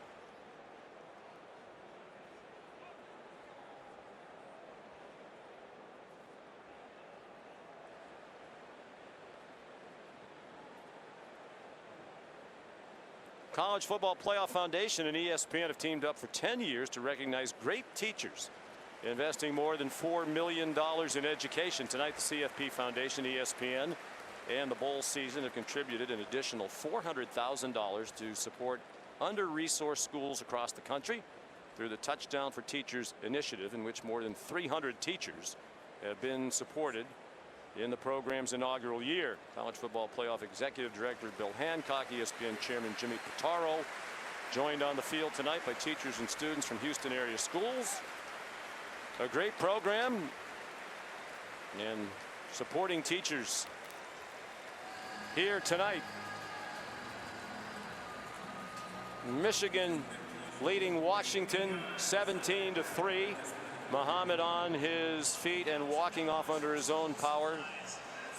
Greg, Michigan ultra impressive, particularly on the ground game. 204 yards rushing.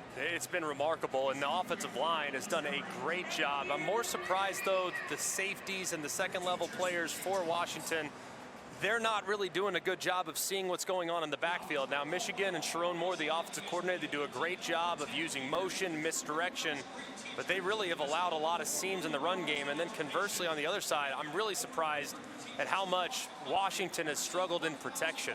They haven't really allowed any time downfield. The one time they did, Michael Penix missed that throw, so they got to hold up in protection. But right now, Michigan is dominating on both lines of scrimmage. I think one of the things you wonder about, the great pass defense numbers for Michigan, 150 yards per game allowed through the air, second best in the country. You might thought is 5 of the top 10 teams in the country in pass defense are in the Big Ten. And part of that, obviously, is there are not a lot of good throwing teams in the Big Ten. But they legitimately look like one of the best pass defense teams in the country tonight against the best passing attack in the nation. Yeah, I think if you were to talk to Washington's coaching staff, they would tell you they haven't seen receivers like we have. And I think that was a matchup they thought they would be able to win, but it doesn't matter how good your wideouts are if you can't block the guys up front to allow those guys plenty of time to separate against this excellent defense. But the defensive back's best friend is the pass rush, and that's really been what's dominated the game. Here comes third down for Michigan. Third down and 8. They're at the Washington 44. Ball just inside the right hash mark. They're going from left to right. They're 0 for 2 on third down, but the only thing that's gone wrong for their offense. Washington crowds the line of scrimmage. 7 men right along the line. Now 3 back out. And that leaves 4 linemen, 3 of them down in a stance. McCarthy moved up to the line for some signals. Now claps. Loveland goes in motion to the left. The handoff is up the middle to Donovan Edwards. And he drives inside the 40 to the 39, leaving 4th down and 3. And what will Jim Harbaugh do? I would think the way they've dominated on the ground game, you'd go for it, wouldn't you? Well, you would, but at the same time, if you punt it and pin them inside the 10, the likelihood, given how well your defense has played, of getting the ball back with good field position and a fresh set of downs might actually increase the probability of being successful. I don't know. I think you have them on the ropes. I know, they play a fairly conservative brand of football, but they've been dominating on the ground. Dome and the punter. Of course, this is the part of the field if you had a fake, it might not be a bad idea. Giles Jackson is back deep. There was a timeout called by Michigan before the snap. You wonder if Jim is rethinking this. Each team with 1 timeout left. Especially considering a moment ago, I mean, Doman landed his last punt 3 or 4 yards into the end zone, so clearly his distance control hasn't been great up to this point. Granted, 0 for 1, but either way, if nothing else, maybe put your offense out there, see if you can't draw them off sides, and then take a 5-yard penalty to give your punter a little bit more room. Of course, the college football world's known about Jim Harbaugh, long-time MVP of the Big Ten, as the quarterback at Michigan back in 1986, first-round draft pick. Long career in the NFL and a distinguished coaching career. The country just getting to know Kalen DeBoer, the Washington coach, in his second season, 25-2. And in 9 seasons as a head coach at his alma mater, University of Sioux Falls, Fresno State, and Washington, he is 104-11. Won 3 NAIA national titles at Sioux Falls in 5 years, and now trying to win the FBS national championship at age 49. And the offense does come back on the field for Michigan. And they're going to go for it on 4th down and 3. They substitute, so now Washington sends a late sub on. And they're given time to complete the substitution. McCarthy in the gun. He has Corum on his left. 2 receivers tight to either side. He claps his hands, takes the snap, throws short, and it is incomplete. Off the hands of Roman Wilson along the near sideline with Ulofoshio in coverage. It was a quick set by McCarthy, and he fired a bullet to the near sideline off the hands of Wilson and incomplete, and Washington takes over on downs. And terrific play by Ulofoshio. He's in zone coverage. He starts out pretending as if he's going to blitz. He runs immediately to the flat, takes a great angle, and gets his right arm out in front to break up the pass. Terrific play by the linebacker. Who is covering a wide receiver in Roman Wilson. Big playmaker for Michigan. So here comes Washington. They've been badly outplayed. If they can march down the field and score a touchdown here, it'll be a 1-score game. Out of the shotgun, Penix. Best starting field position for Washington, and Dylan Johnson on 1st down. Had a nice hole off the left side as he maneuvered to the 45 for a gain of 6. And seems to be running a little bit better, even on that pass to him on the last possession for 15 yards. He was running without a noticeable limp. Westover resets at the left end of the line. 2 wide receivers to either side. Penix out of the gun. No running back. From the left hash mark, short set by Penix, and a quick throw to Westover, the tight end, for a 1st down to the Michigan 45-yard line. Caught along the numbers on the near side to Washington's left. Westover, an important part of this team. They go quickly without a huddle. He's one of 9 60-year seniors playing for Washington tonight. Here's a handoff to Dylan Johnson out of the gun, running left for very little. He got 2 and was tackled by Michael Barrett, 6th-year linebacker for Michigan, playing in his school record 64th game. That's what happens when you keep getting to the postseason. The conference championship game. They're in the college football playoff for the 3rd straight year.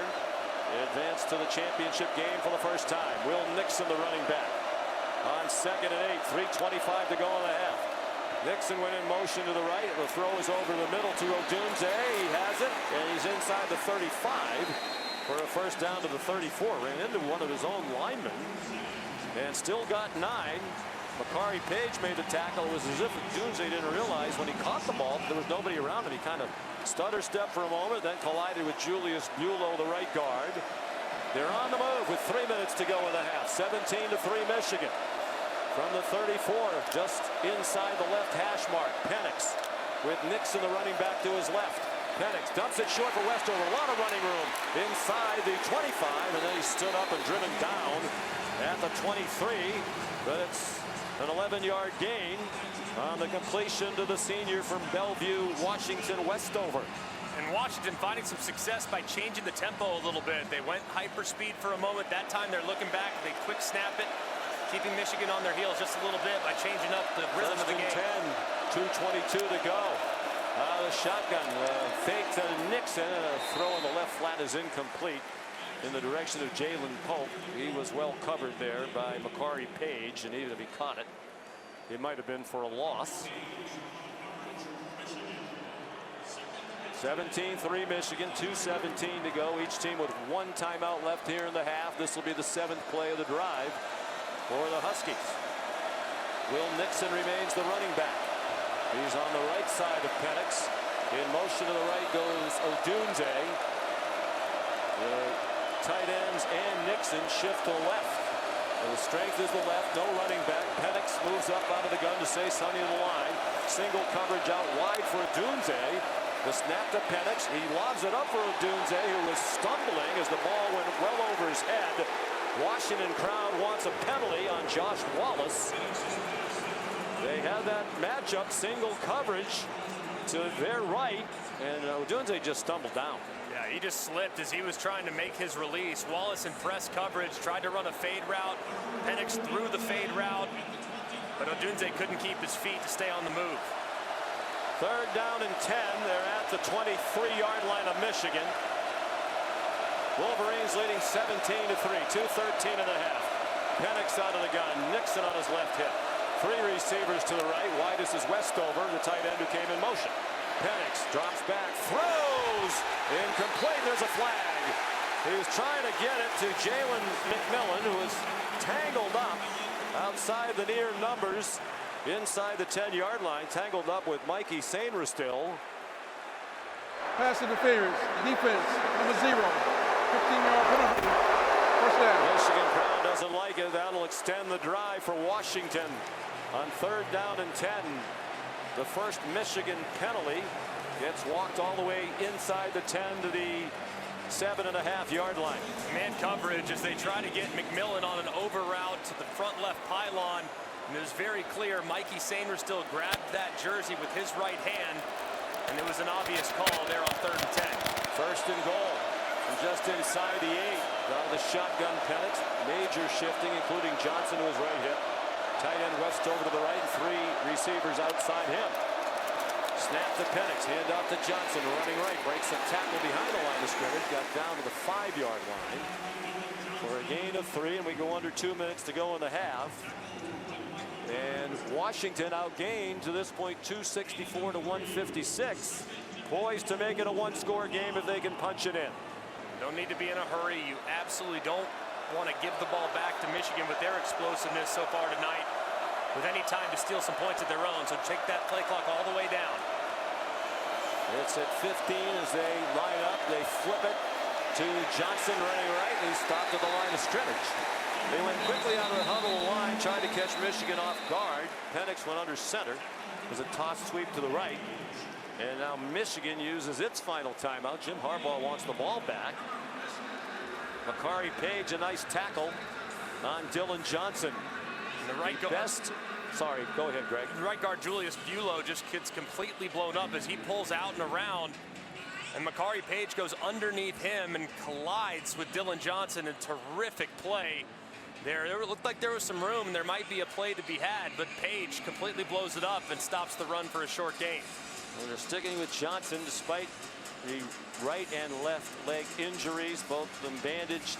He has 9 carries for just 26 yards, under 3 yards per carry, after he averaged just more than 2 yards per carry against Texas, but scored twice. Michigan, the 2nd best red zone defense in the country. Their opponents score only 70% of the time when inside the 20. Only Louisville was better. They've given up only 16 touchdowns from inside the red zone all year. Washington's 2 out of 6 on 3rd down. They're on the right hash mark. 3 receivers, 2 to the left. Out of the gun, Penix. Johnson on his right. The snap to Penix. Designed run for him. Following Johnson, and nothing doing. Interesting play call. Boy, that's a lot to ask Michael Penix to run for 5 yards behind an ailing running back. Chris Jenkins made the tackle, and now Kalen DeBoer with a decision to make on 4th down and goal. Down by 14, and leaves the offense on the field. All the weapons they have, I think that's a strange call, Greg. Yeah, I agree. Just quarterback sweep. I mean, Penix only has 20 or so odd carries on the year. Not a guy that lives with his legs. His accuracy is what got them to this point. Trust that. Feels like they need to score here in the final minute of the half. Down 17-3. Penix out of the gun. Johnson on his left hip. 3 receivers, 2 wide to the left. Penix takes the snap. Pump fakes. Throws. Touchdown. Back of the end zone, there is a flag down. It's Jalen McMillan who made the catch, but there is a flag at the goal line. McMillan doing a dance, but we have to sort out the flag. Rome Odunze, who's nearest the referee, Marcus Woods, is pointing toward Michigan as if to say it's against the Wolverines. Oldie, defense, number 2. That penalty declined. Result of the play is the touchdown. On the terrific cornerback, Will Johnson, the sophomore from Detroit. His dad, Dion, was a defensive back in Michigan. So they had to have it on 4th and goal from the 3, and they got it. Penix, the touchdown pass. And McMillan, the reception, his 5th touchdown receiving of the year. He's played in just 7 games. Grady Gross for the extra point to make it a 7-point game. It is up and good. Now the hold of Jack McAllister, the snap from Jaden Green. Terrific protection that time, too, from the Washington Husky offensive line. Penix understands he's going to have to get rid of the ball quickly, but there on 4th down, he initially looked in the direction of Rome Odunze. He's double covered. There's a safety over the top, and Will Johnson's underneath. So it took him a little time to come all the way back over the middle, scan the field where McMillan was running free right between the G and the T in Washington in the end zone. He throws it perfectly where it needs to be thrown, and that was a massive answer for Washington to get a touchdown on the board to close this gap. And they'll get the ball to start the 3rd quarter. They went 61 yards in 11 plays, 4:01 off the clock. They've had a knack for winning the close ones all season long. McMillan, Jr. from Fresno, California. Played in the first 3 games of the year, 20 catches, and then had a knee injury. Didn't return until the regular season finale against Washington State. They have 6 first downs in this quarter to 1 for Michigan. The kickoff is fair caught by Samaj Morgan at the 3-yard line. So 42 seconds to go for Michigan and no timeouts. And we'll see how Jim Harbaugh elects to play it. I would anticipate them being a little conservative here. I mean, they've dominated both lines of scrimmage. There's really no need to take any risk here. And try to run, right? See if you can pop another big run. One. Yeah, if you gash one, then absolutely. Then you go into high octane mode if you get it out near the 40. This part of the field backed up, it feels really risky to go for it. Donovan Edwards is the running back out of shotgun. McCarthy ball on the left hash mark. They're going left to right. Back to pass McCarthy over the middle. It's Colston Loveland up the middle of the field. Tight end all the way out to the Michigan 45-yard line. He got 19. Carson Brunner made the tackle. The clock stops to move the chains. 37 seconds to go for Michigan. Longest field goal of the year for Turner's 50 yards. Snap to the shotgun. McCarthy to the far sideline, caught by Cornelius Johnson, and he stayed in bounds. He was right on the sideline, but didn't get out of bounds. Elijah Jackson kept him in at the 50-yard line. But the clock runs down to 17 and ticking, and McCarthy just spikes it into the ground as he went under center. So it'll be 3rd down and 3 Michigan. 16 seconds to go in the half. And they're at the 49-yard line of the Washington Huskies. Big miss by Johnson. He tried to break the tackle. He should have just caught it and got out of bounds when he had a chance. There's a pretty good job, too, by Jackson attacking the outside hip and kind of forcing him back inside. Well playing on the technique. Michigan's 0 for 3 on 3rd down. McCarthy's 5 out of 10 passing for 81. They've rushed for 209. He's in the gun. Donovan Edwards on his left side. Takes the snap, retreats, throws far sideline, too high. Way wide of Cornelius Johnson along the Michigan sideline. And it's 4th down and 3. 12 seconds to go. Jim Harbaugh with the decision. If you go for it and get stopped, you're going to give Penix a chance to fire a couple toward the end zone. But the offense is still out there for Michigan. Both teams are substituting. Jim Harbaugh barking into the headset, talking to his staff. They're trying to make sure they're going to do the right thing. They better do it quickly. The play clock is 10 and running. And they don't look like they're going to snap it again. Might just let it run out and send the punt team on. And that's what happens. They never even lined up in formation. And the Michigan fans don't like it.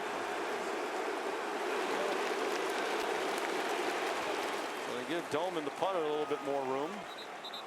It is worth noting, too, Washington did muff a punt in the game against Texas, so maybe that's fresh in their memory, and there were plenty of punt fielding issues in the Rose Bowl game as well. Samaj Morgan muffed one that led to an Alabama score the first play of the game. Bernard's muff punt against Texas led to a Longhorn score. He's not back deep. It is Giles Jackson, the Michigan transfer, standing at his own 8. Second punt for Doman, junior from West Bloomfield, Michigan. And it bounces inside the 10 and it's going to roll down to the 2. Nicely done. 52-yard punt by Doman. And now Kalen Board talking to Michael Penix as he's about to take the field. Just don't get tackled for a safety. With 3 seconds to go on their own 2-yard line. Penix 13 for 21 for 128 and the touchdown pass. In just 2 years at Washington, he's 3rd all-time in touchdown passes with 67.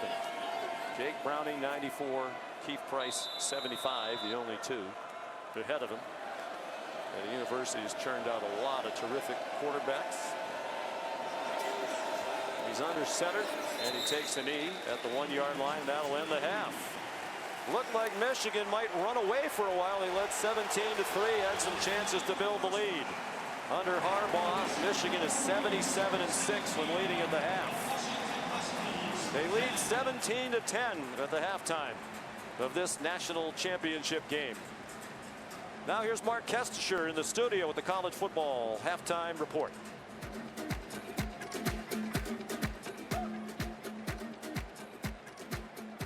The College Football Playoff would like to thank their official sponsors: Allstate, AT&T, Capital One, Cheez-It, Chick-fil-A, Dr. Pepper, Gatorade, Goodyear, Great Clips, Mercedes-Benz, Modelo, Prudential, Ram Trucks, Taco Bell, and Verbo.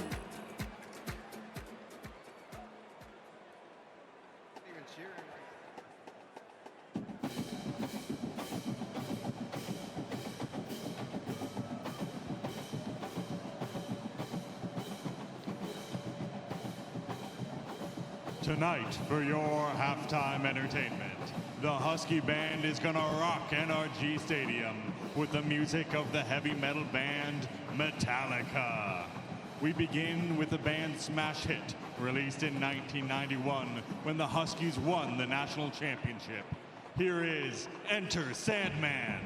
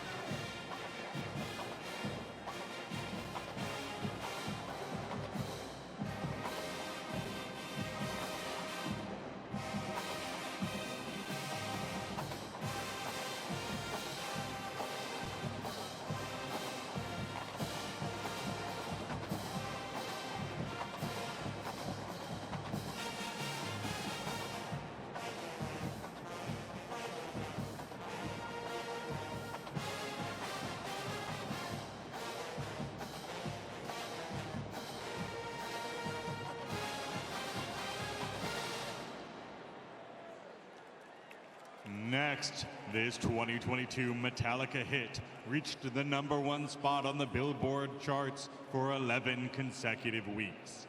The Husky Band showcases our feature twirler, Callista Kaler, to Metallica's Lux Eterna.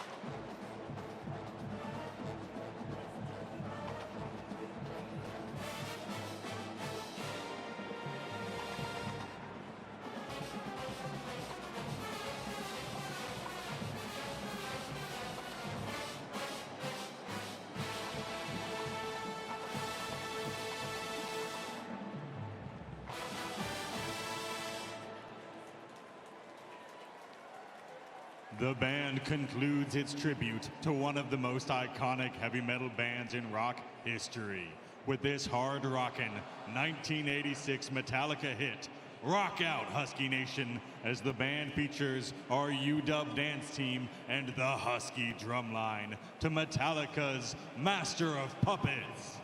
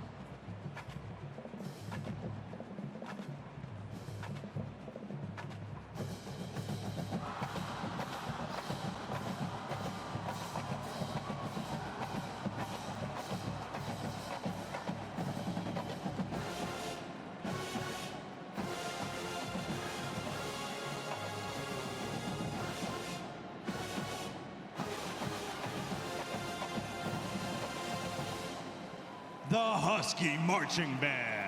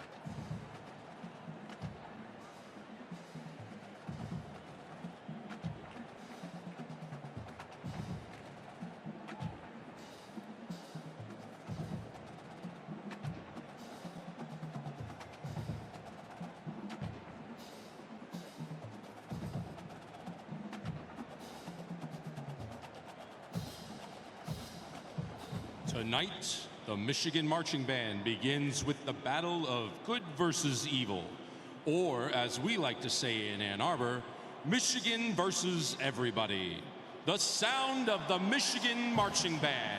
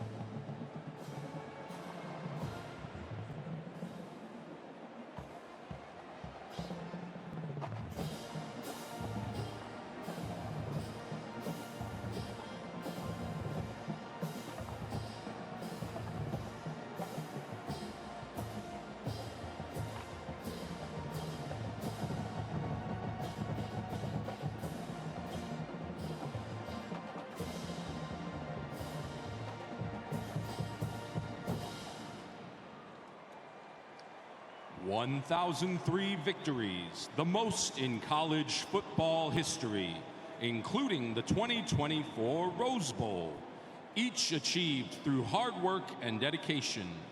Add in positive thinking and optimism, and you get a championship mix." We conclude with music from Jim Harbaugh's favorite, Ted Lasso.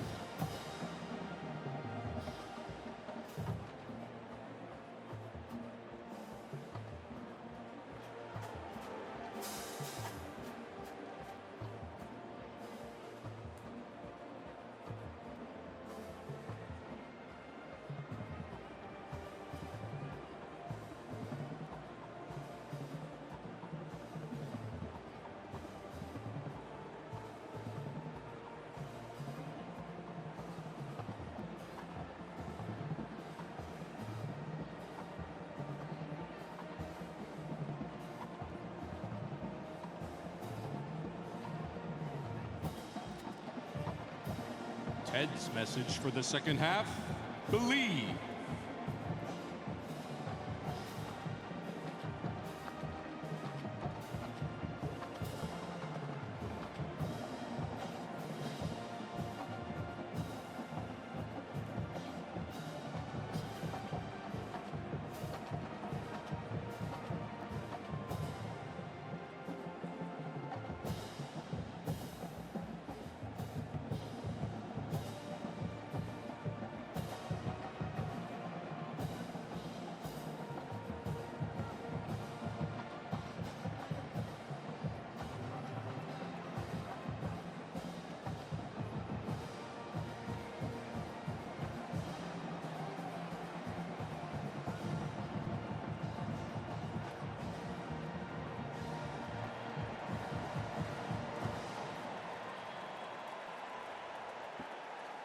the Michigan Marching Band.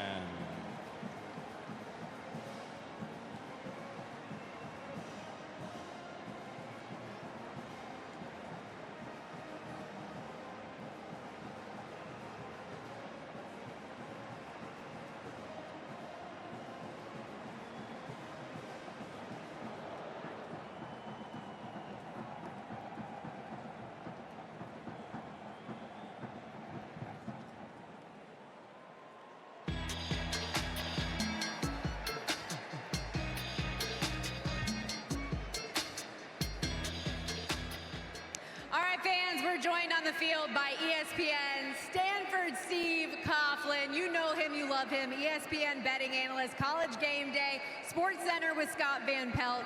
And so far, I mean, it was all Michigan early, but boy did Washington turn the page with that 4th down touchdown. How did that potentially change the momentum for this Washington Huskies team headed into the locker room?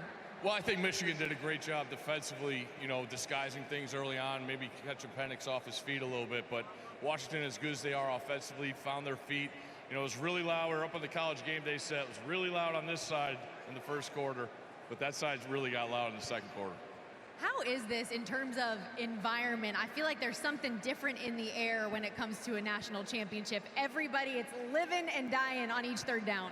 Well, in the playoff era, it's a commitment by the fans, and I think these fans have done a great job being in Pasadena last week and seeing how much Maize and Blue was out there. And in Seattle, guys, the way they had to travel to New Orleans and then back here, it's a testament to the fan base and how committed they are to their teams and rewarding their teams and showing up. Well, if we want to get this side to get a little bit louder once again, probably need to keep moving the football as well as they did in that first quarter. I swear, you give those running backs the rock, and they were off. What does Michigan need to do to hold on to this lead? Well, first of all, you got to get a stop. Washington gets the ball to start the half, so it all starts right there. I can't wait. We got a 1-score game, and it's a heck of a lot better than it was last year at halftime right now. You are awesome. Thank you so much, buddy. Thanks a lot, Stormy. Stanford Steve!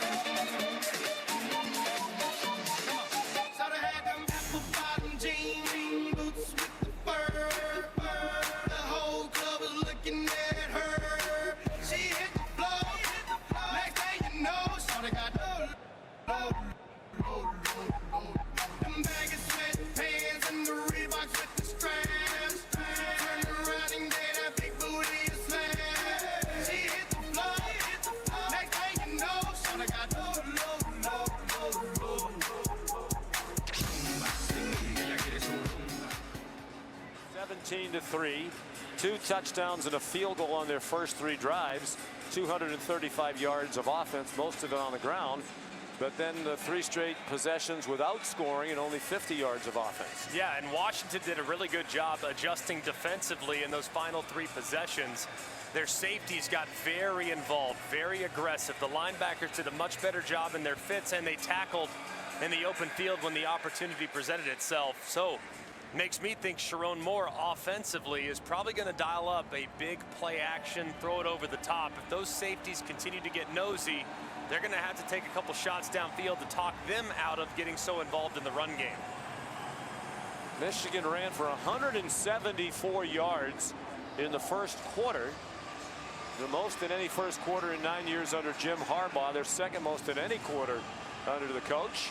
They had just 35 yards rushing in the second quarter. Washington for the game has 16 carries for 32 yards, averaging 2 yards per carry. The total yards were 290 for Michigan, 160 for Washington, the second lowest yardage total of the half this season for the Huskies.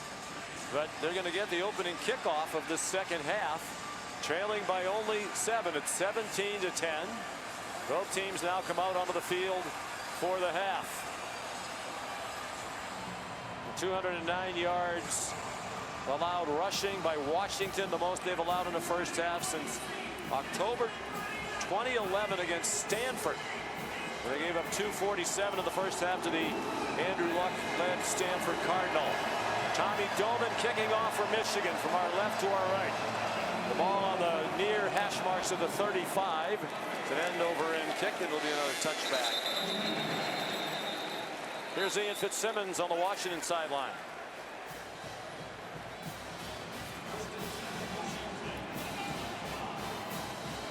All right, we're having difficulty with Ian's mic. We'll try to get to him in a moment. So here comes Washington. Unusual first half for them as they struggled for most of the half on offense. Penix 13-21, 128 and a touchdown. The late touchdown to get them back in the game to Jalen McMillan. Tybo Rogers is the running back out of the gun. Penix. Rogers shuffles to his left.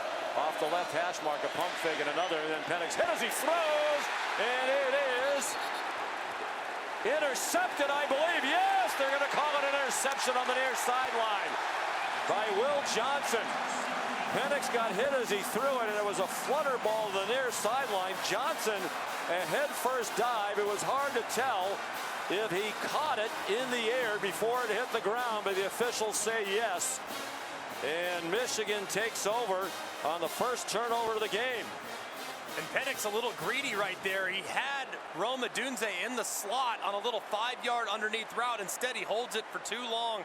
Tries to force one really late down the field. It flutters like you referenced. And it's picked up by Johnson, who just barely corrals it as the ball's going to the ground. Tybo Rogers hit him from behind, tried to break it up, and looked like Johnson just did get his arms underneath the football on the near sideline. And Penix limped off the field. He was hit on the throw. If it stands, it's the 4th interception of the year for Will Johnson, the sophomore from Detroit. And his 7th career interception. Jesse Minter, the defensive coordinator, told Johnson this is a money game for you, matched up against the Washington Huskies, an eye toward the draft someday. On first down, the handoff to Blake Corum, dancing to the right for very little. Stacked up at the 30, and they'll mark it at the 29 forward progress. Penix still limping on the near sideline. Gain of 3 for Corum. Penix actually just kind of got bumped by his own man. Mason Graham drove the center, Parker Brailsford, back into him. And Penix's leg, his right leg, twisted awkwardly. He's had 2 ACL surgeries that ended seasons when he was at Indiana. Out of the gun, Corum on the left side now. And he takes the handoff to a big hole off right guard. And he has a first down upended at the 16-yard line by Elijah Jackson, or it would have been a touchdown. That was reminiscent of the first quarter. A 13-yard run for Corum straight up the middle. And a really decisive run by Corum, too. I mean, he hit that hole at 100 miles an hour right behind his right guard, Barnhart. There's a good tackle there by Jackson. If he doesn't make it, Corum's to the house. They're looking at the right leg of Penix on the near sideline. 1st and 10 Michigan at the Washington 16 after the first turnover of the game, and a lot of movement before the snap and flags flying everywhere. Each team penalized twice in the first quarter. False start. Offense. Everyone but the center. 5-yard penalty. First down.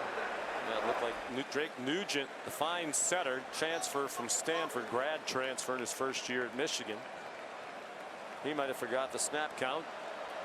They move the ball back to the 21, between the hash marks, a little closer to the right than the left. Yeah, he just was late snapping ball.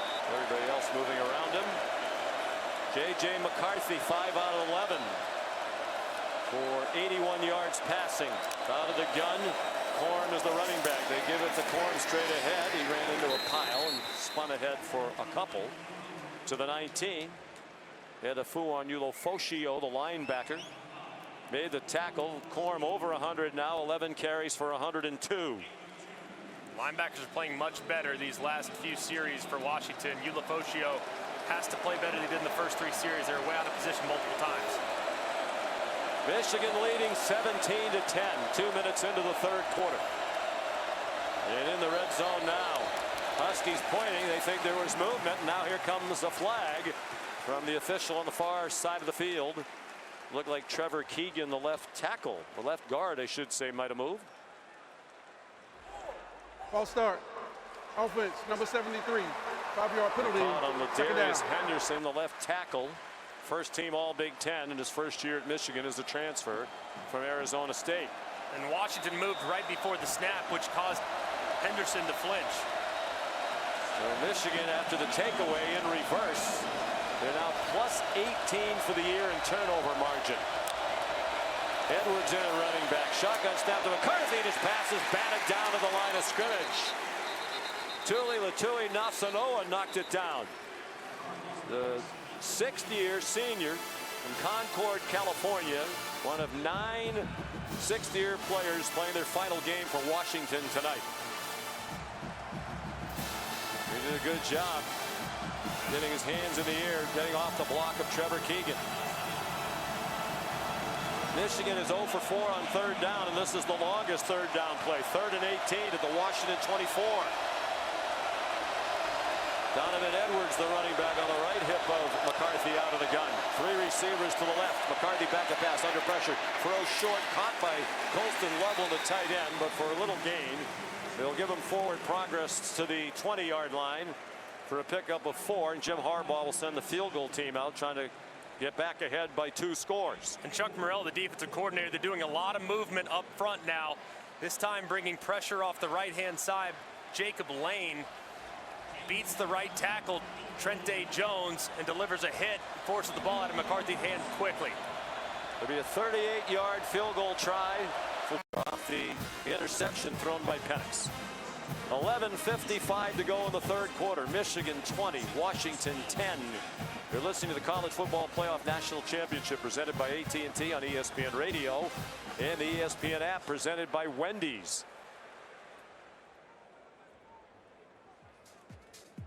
The College Football Playoff would like to thank their official sponsors, Allstate,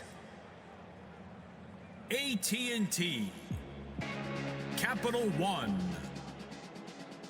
Cheez-It, Chick-fil-A, Dr. Pepper, Gatorade, Goodyear, Great Clips, Mercedes-Benz, Modelo, Prudential, Ram Trucks, Taco Bell, and Verbo. Earlier today, the National Football Foundation and College Football Hall of Fame announced the 2024 College Football Hall of Fame class.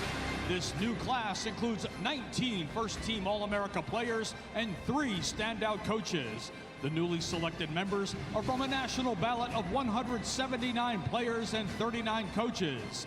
Joining us today from the newly inducted class is an offensive. Steve Hutchinson, golly, he was good. Steve Hutchinson.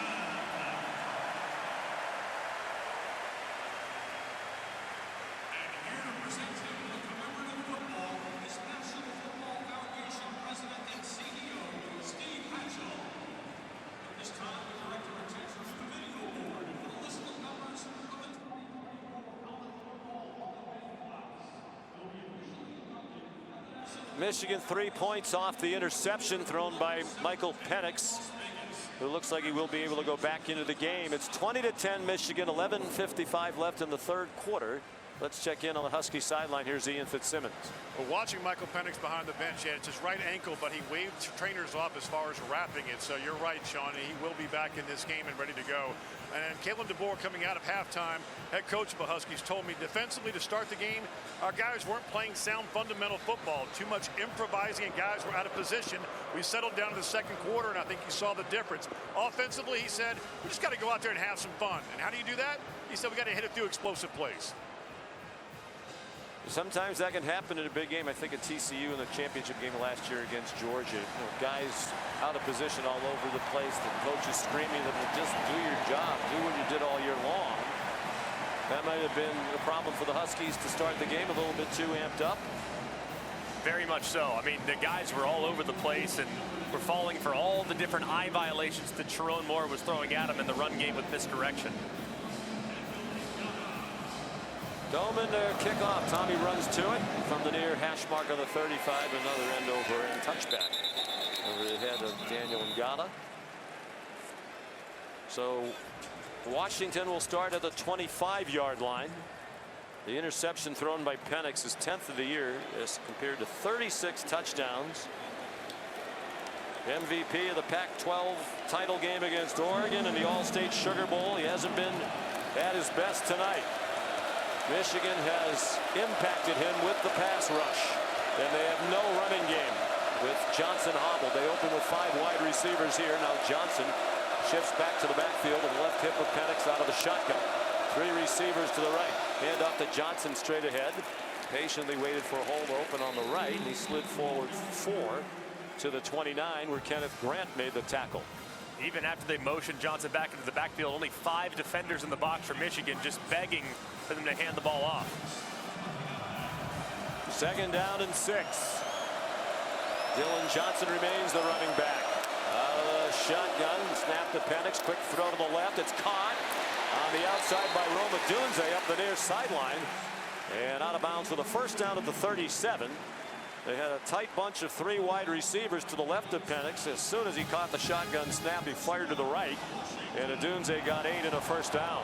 And Washington's not going hyperspeed, but their tempo is throwing off a little bit of the rhythm of the pass rush. They're changing the snap count, and that's been pretty beneficial these last few series. 4 catches, 43 yards for Dunze, who set the single season receiving yardage mark at Washington this year. Out of the shotgun, Penix fakes the handoff to Johnson, sets up a little screen to the tight end Devin Culp on the left. He breaks a tackle with his own 45, runs over a defender near midfield, and finally gets shoved out of bounds. And a flag thrown for a late hit by Michigan. It was right on the Washington sideline. The play got 14. They're going to add 15 onto it. Josh Wallace and Makari Page finally made the tackle on the big tight end. After the play, personal foul, unnecessary roughness, defense number 7, 15-yard penalty, first down. They flag Makari Page for it. 16th catch of the year for the 6th-year senior from Spokane, Culp. And Culp was fighting for some extra yardage, but he's way out of bounds, 3 or 4 yards, and Makari Page shoves him really, really aggressively, and that's what leads to the flag. Whistles had already been sounding. The ball's on the 34 left hash mark. Michigan leading 20-10. 10.5 to go third quarter. Well, the Huskies on the move. Shotgun snap to Penix. Fakes a handoff. Throws over the middle. It's deflected and flutters incomplete.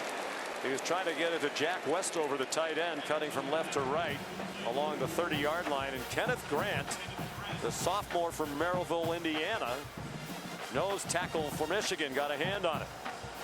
You can't get home, put your hands up, see if you can't tip the pass. Penix is a low release. And it's a quick lineup for Washington. Penix out of the gun. Tybo Rogers, the running back, to his left. 3 receivers to the right. West over to left. It's an inside handoff to Rogers. Ahead for 2 along the near hash marks. Josiah Stewart and Mason Graham combined on the stop. Here's a 3rd down. They're right on the edge of field goal range for Grady Gross. They're at the 32. 3rd down. They're 2 out of 7 on 3rd down. This is 3rd and 8. Shotgun Penix, empty backfield. 2 receivers to the left. 2 tight ends in the game. Penix looking right. Throws over the middle, caught by Westover, but he swung down for a minimal gain. Good tackle by Josiah Stewart. The transfer from Coastal Carolina. They stopped it for a 4-yard gain. They're going to send the field goal unit on 4th down and 4. You like this decision? I do. I think you have to at least come away with some points right here after a nice drive. Defense has stepped up in a big way, so points are no longer going to be at a premium, but that was a great play defensively. It looked like there was more room there to be had. Grady Gross already made from 25. This will be from 45. The equidistant between the hash marks is season long as 47. Has plenty of leg indoors. Snap and hold are good. Gross's kick is long enough, and it is good.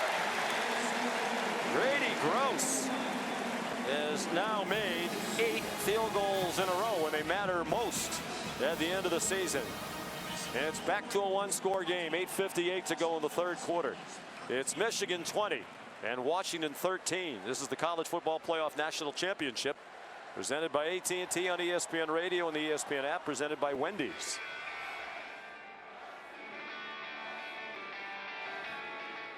My English teacher, Coach Rollins, he was my basketball coach, my football coach.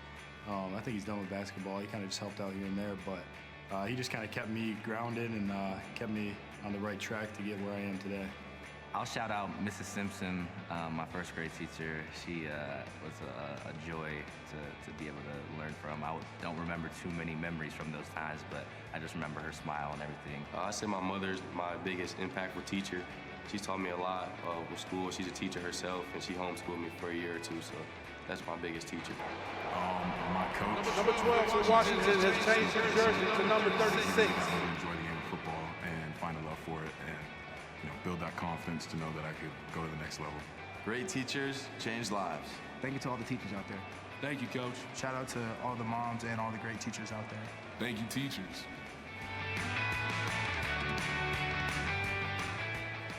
The College Football Playoff is proud of its commitment to the greater Houston area, including its teachers. In partnership with the Houston Host Committee and Good Reason Houston, the College Football Playoff Foundation led the development of a collective impact campaign to recruit and retain excellent teachers. Together, they've engaged with over 25,000 teachers in the Houston area through an entirely new digital platform and a series of teacher appreciation events.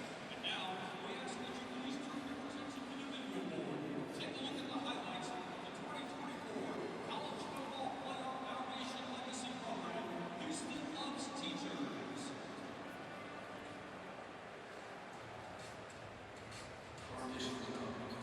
We welcome you back to Houston. We will pause 10 seconds for station identification. You're listening to the College Football Playoff National Championship, presented by AT&T on ESPN Radio and the ESPN app, presented by Wendy's.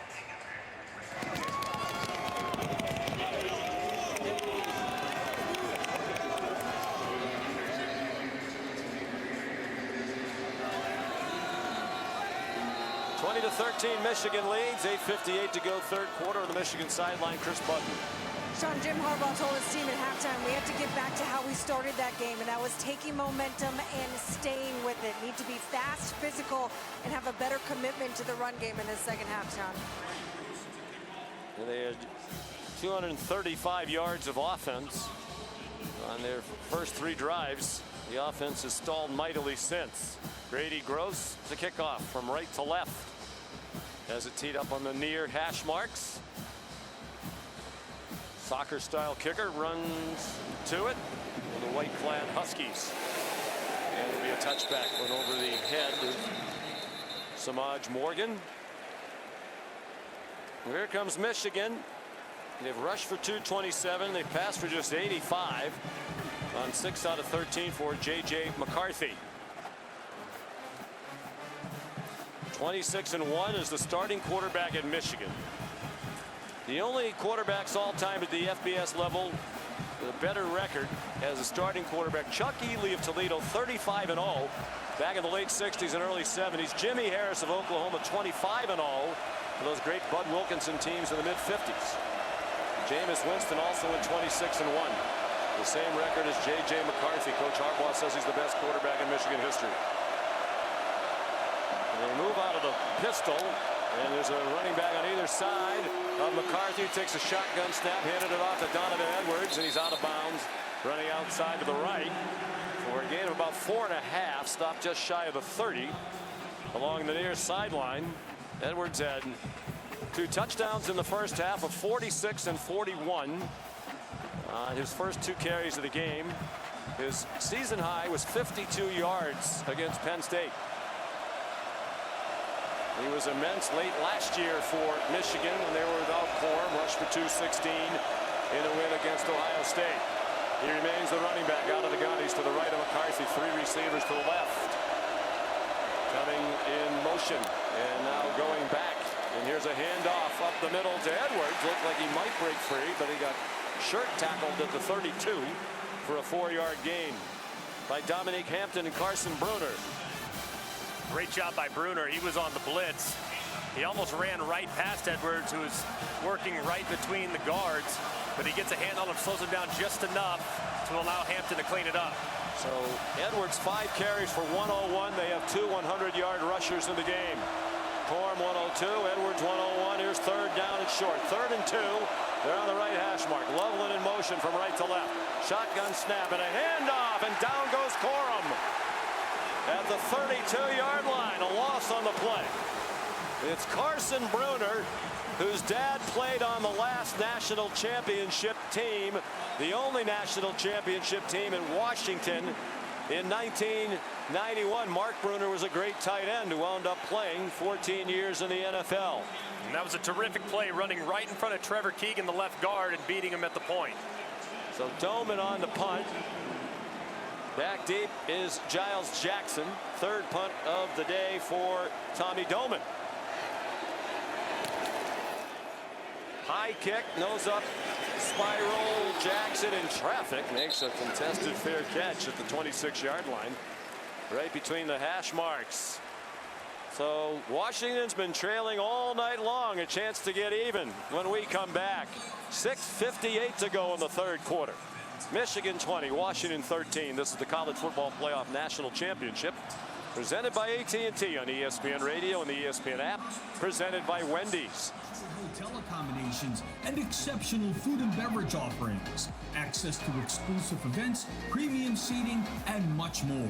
Create your memories that'll last a lifetime. Reserve your playoff premium experience now for 2025 in Atlanta.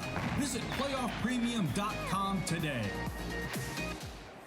Every day I'm shuffling. Everybody, it's time for the CFP Helmet Shuffle. I've got my girl Parker from Bellevue, Washington in here. Her parents are season ticket holders for the Huskies, made the trip out here to Houston.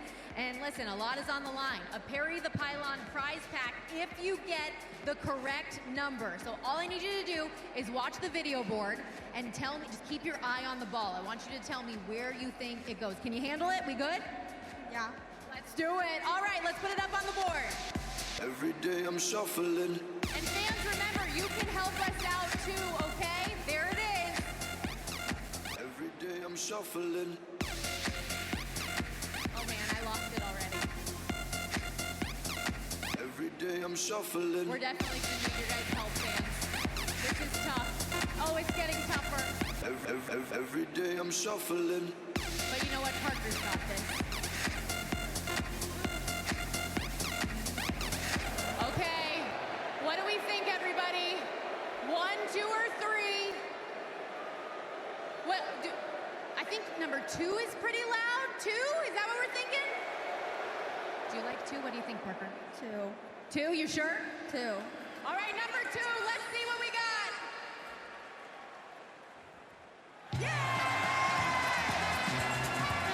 Shaping up as a dandy in this final game of the college football season. 6:58 to go, third quarter. Michigan leading 20-13. They had a 17-3 early lead.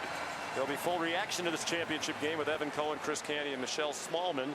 And Unsportsmanlike tomorrow morning from 6 to 10 a.m. Eastern, followed by Greeny until noon on ESPN Radio. Entertaining show is on their show this morning, as a matter of fact. Sean McDonough, Greg McElroy up in the booth. On the sidelines, Ian Fitzsimmons and Chris Budden. A host of celebrities here tonight, including Michael Jordan and Derek Jeter. We mentioned John Harbaugh's here. D'Amico Ryans is here, the head coach of the Houston Texans. The Texans. This is their home stadium. What a year they've had. Won the AFC South. They'll be hosting a playoff game against the Cleveland Browns here on Saturday. This crowd is alive. Washington never trailed in the semifinal against Texas. Has not had the lead tonight. Down 17-3 at one point. Where the defense is stabilized. Here's Penix from his own 26 out of the shotgun. Dylan Johnson, the running back, on his right. Westover in motion from right to left. Snap to Penix, throws to Westover. Caught near side, 31-yard line. He's taken down for a 5-yard gain. Tackled by Keon Sabb. They have to get some rhythm in the passing game, and these short underneath throws, Michigan's going to give those up all game long. Penix has to be willing to take it and not pass them up like he did when he threw the interception to Will Johnson. Their longest play of the game is 16 yards. This is a team that had 181 pass plays of 10 yards or more from Michael Penix, most in the nation. Haven't been able to do anything downfield with this great receiver corps. Penix out of the gun, fakes a handoff to Johnson, throws it out wide to the right, caught by Jalen Pope, up the near the far hash marks and tackled at the 42. More than enough for the first down. Just a quick pop for an 11-yard gain and a good tackle by Rod Moore. And these tunnel screens have been good for Washington all year. You get a very athletic offensive line out in front. That time Roger Rosengarten and Julius Buelow out in front. A nice gain for Polk. Washington does not have a play longer than 16 yards. They have 8 plays of double digits, but all between 11 yards and 16. Out of the shotgun. Penix in motion, McMillan left to right. A fake to Tybo Rogers, a screen for McMillan. He got knocked down. The pass flutters out of bounds. Jalen Harrell collided with Jalen McMillan. And Penix threw it anyway. I think he just didn't even look over there. He just thought McMillan would be there, but he got upended by a rusher, Jalen Harrell, as he shed the block of the right tackle, Roger Rosengarten. So incomplete pass. 5:37 to go, third quarter. 20-13 Michigan. 2nd and 10. Washington from their own 42. Near the right hash mark. Out of the gun, Penix. 5 receivers. Westover in motion to the right. Penix, a long time to throw. Ayers went out deep, looking for Polk along their sideline, and it's too long near the 15-yard line of Michigan. Well covered by Josh Wallace. He was a question mark when the year started. The big question, who would be the corner opposite Will Johnson, and Wallace has really come along as the season's progressed. And he's got a tall task tonight, playing way off coverage. They try to run a slot fade with the Dunze on the far side against Johnson, and Wallace working against Polk. Neither are open, and it's airmailed for another incompletion. 3rd down and 10 from their own 42. 2 for 8 on 3rd down. The Huskies 0 for their last 6. The running back is Johnson. Out of the gun, Penix. Johnson's on his right side. Penix claps and gets the snap, and it's a false start. He clapped and the snap didn't come.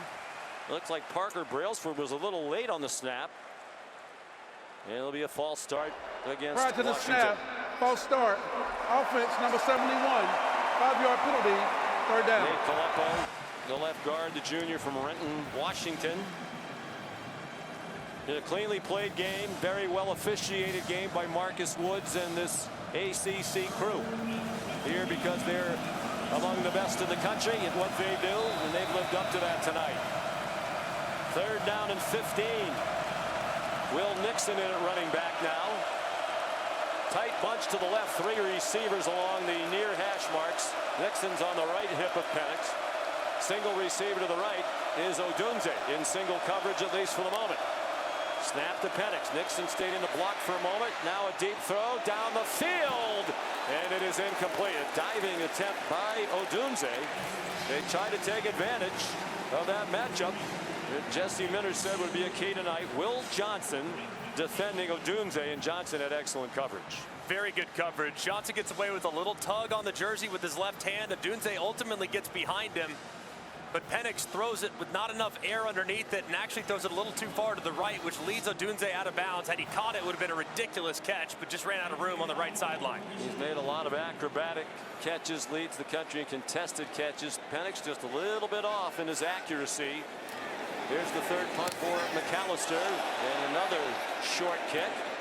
He's living right tonight. He gets another tremendous bounce. It bounced around the 25-yard line and still rolling inside the 10 and down to the 7.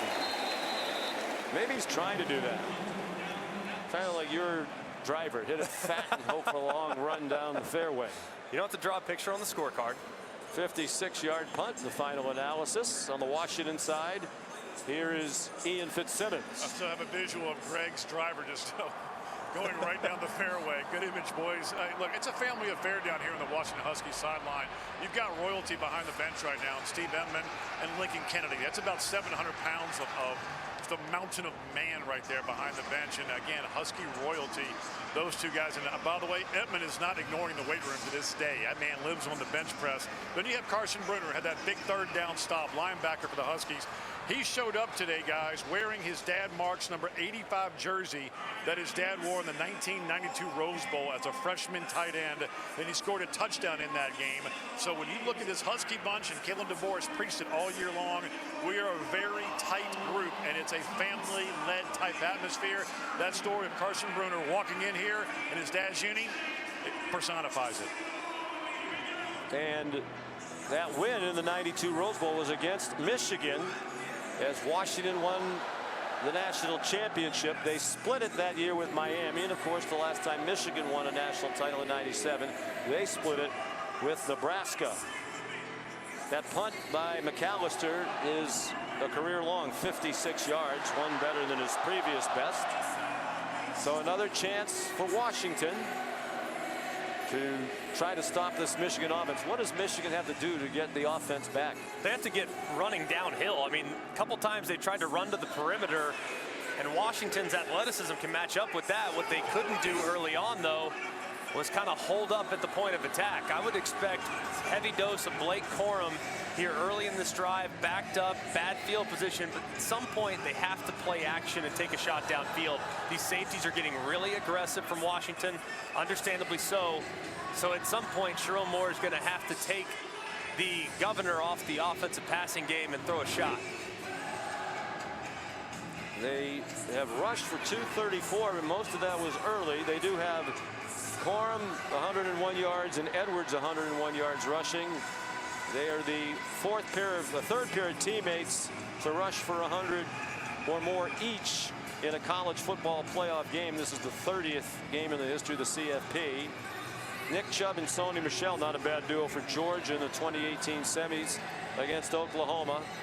Wayne Gallman and Deshaun Watson of Clemson in the 2015 semis, also against Oklahoma. They all ran for 100 plus. Worst starting field position for Michigan from its own 7 on the left hash mark, moving from left to right here in the third quarter, which has 5:11 remaining. Wolverines scored on the opening drive, and they have led throughout, led by as much as 17-3. It's 20-13 now. J.J. McCarthy out of the shotgun. Blake Corum, the running back, shifts to the right side of J.J. Washington showing pressure from McCarthy's right. It's a handoff to Corum, dancing around in the line of scrimmage and nowhere to go. Driven back by a fired up Husky defense. No gain on the play for Corum, who's had a historic career at Michigan, a school record 56 career rushing touchdowns. Second down and 10 from the 7-yard line, still on the left hash. Michigan huddles and breaks the huddle with 3 wide receivers, 2 to the right. No yards for Corum on his last 3 rushes. They'll try him again up the middle, and he slams into the defensive line, perhaps a yard or 2. to mark it just shy of the 9-yard line. They'll give him 2 officially. It's 3rd down and 8. Michigan is 0 for 6 on 3rd down. Got to be looking at Roman Wilson here. He's only got 1 catch tonight, but has provided the biggest spark in the passing game all season long. They just targeted him twice. McCarthy is 6 for 13 for 85 yards. He has Donovan Edwards now in the game. Out of the shotgun, McCarthy in trouble near the goal line. Takes off, running up the middle, and has a first down. He's still on his feet across the 30, and has a first down at the 32. Boy, he dropped back to the goal line and looked like he was stressed with nowhere to go. Finally found a big seam right up the left hash marks. Avoided a tackle at about the 20-yard line. And finally got taken down by Dominique Hampton after a 22-yard gain. A huge play when it looked like they might have to punt from their own end zone. 22 yards, first 3rd down conversion. On 1st down now. A play fake by McCarthy, a design quarterback sweep for him. And he has another double-digit run around the left end and out of bounds, far sideline at the 43-yard line. Good block on the left side by Colston Loveland, the tight end from Gooding, Idaho. And this might be the change of pace for Sharon Moore. Washington completely selling out against the run, following Corum and Edwards everywhere they go. So now you pull on the zone read. J.J. McCarthy gets to the edge and finds another nice gain with his legs. 40 rushes for a first down over the last 2 years for McCarthy, most among Big Ten quarterbacks. They're on the left hash mark. 1st and 10 at their own 43. Under center, McCarthy tosses it back to Edwards. A little sweep, and he gets to the 46 for a pickup of 3. And we're down to 2:20 to go in the 3rd quarter, and the clock running, and Michigan leading Washington 20-13 in this national championship game. Sharon Moore probably making note of where the safeties were and their pre-snap alignment right there. The deepest player on Washington's defense that time, probably 7 yards downfield. Those safeties really getting nosy.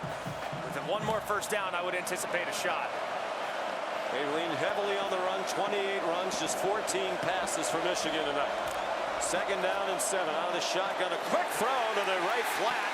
Samaj Morgan caught it, got dumped immediately by Cameron Fabiculanen, who lost his helmet on the tackle. They're going to mark it at the 43-yard line for a loss of 3. Fabiculanen saw that coming, came flying up from the secondary in a big play by the junior safety from Camarillo, California. Been in and out of their lineup this year due to injury. Here's another 3rd down for Michigan. 3rd down and 10. A minute and a half to go, 3rd quarter. 20-13 Wolverines. McCarthy gesturing to a bunch of receivers, 3 to the left. Says something to the running back, Edwards on his right. Takes the snap. Quick throw out wide to the left. Roman Wilson trying to pick up a block, and a terrific tackle by Asa Turner, because if he didn't make the play on the far sideline, Wilson was going to have the first down. Instead, it's only a 5-yard gain. He went out of bounds at the Michigan 48, and the Wolverines will have to punt. Tried to throw a little bubble screen, and Colston Loveland initially had Asa Turner taken care of, but Asa Turner beats him to the outside and makes the tackle right there on the Michigan sideline. Terrific play by the safety. And Loveland, not a good enough job blocking. If he takes care of Turner, it's a first down. Here's the snap to Tommy Doman, another very high punt. Boy, he's hit some majestic punts tonight. It bounces at the 4, bounces backwards out by the 10, and it's down by the snapper, William Wagner, at the 11-yard line. Nicely done by Doman. 41-yard punt. So another chance for Washington, down by a score. They'll start at their own 11 with 39 seconds to go in the 3rd quarter. Each team has kicked a field goal since halftime. Penix 18 for 31 for 170. Way below his national leading average of 332 per game. Coming off a 430 performance against Texas in the semifinal of the All-State Sugar Bowl. His 4th 400-yard passing game of the season. He's in the shotgun with Dylan Johnson on his left. 2 receivers tight to the line on either side. The snap to Penix. He throws, and it's too high again. He had an open receiver. It was Jalen Polk near the 30-yard line between the far numbers of the sideline. He just airmailed him. And that's the third time he's missed high tonight. I mean, Polk's wide open on a corner route. Westover's underneath, grabs the flat defender. Wide open. Piece of cake throw for a guy that's likely going to be a first-round pick. You can't miss that. And so unlike the semifinal when he was right on target with everything all night long. 18 out of 32 tonight. He was 29 of 38 against Texas. 5 wide receivers spread the field. Short pass to Westover, the tight end. Caught it to the 15. Nice move to cut to the inside and pick up the first down at the 23. Got blasted there. It's a 13-yard gain for Westover. Westover has really provided a spark to the passing game, especially run after catch. Hard hit at the end by Keon Sabb. Westover 5 catches. He had 6 against Texas. His season high is 7 against Utah. They won't snap it again here in the third quarter. Well, it's been a scintillating college football season, and the title game is going to come down to the fourth quarter, or perhaps beyond at the end of the third quarter. The score is Michigan 20 and Washington 13. This is the College Football Playoff National Championship presented by AT&T on ESPN Radio and the ESPN app, presented by Wendy's. To those who go above and beyond the call of duty.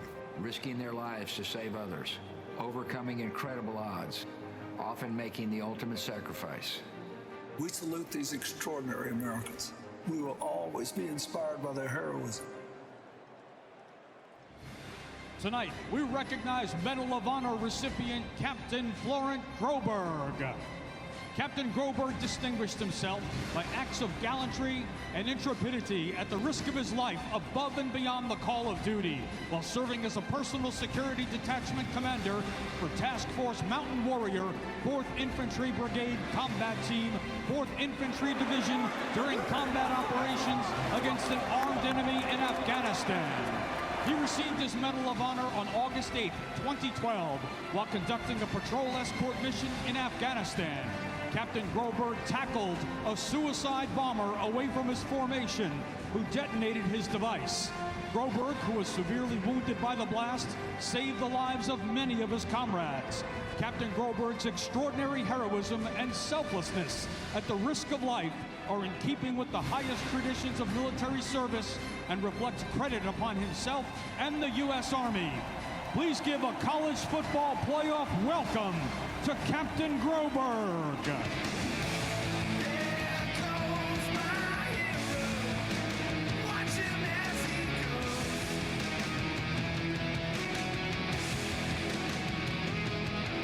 Thank you, Captain Groberg, for your selfless sacrifice to our country. And now, those who have served or are currently serving in the military, please stand and be recognized.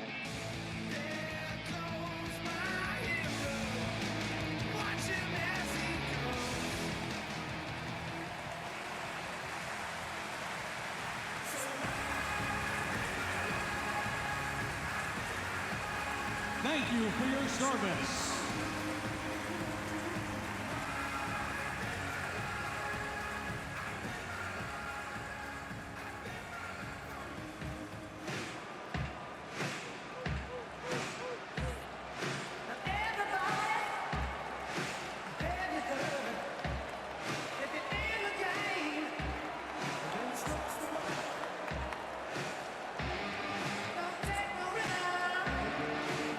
Kesty Trevor, thank you. Setting up for a great finish in this national championship game between Michigan and Washington. 20-13 Wolverines scored in their opening drive, have not trailed tonight, led by as much as 17-3.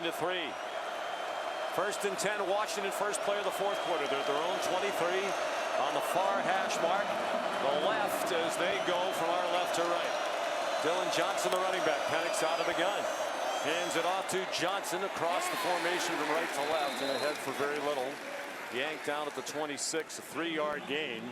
Huskies just cannot get the running game going. They have 41 yards rushing tonight. They 18 carries too, so just over two and a half a carry. Michigan's rushed for 273 on 9.8 per carry. Second down and 7. Penix 18-19 now at 33 for 182. A touchdown and an interception.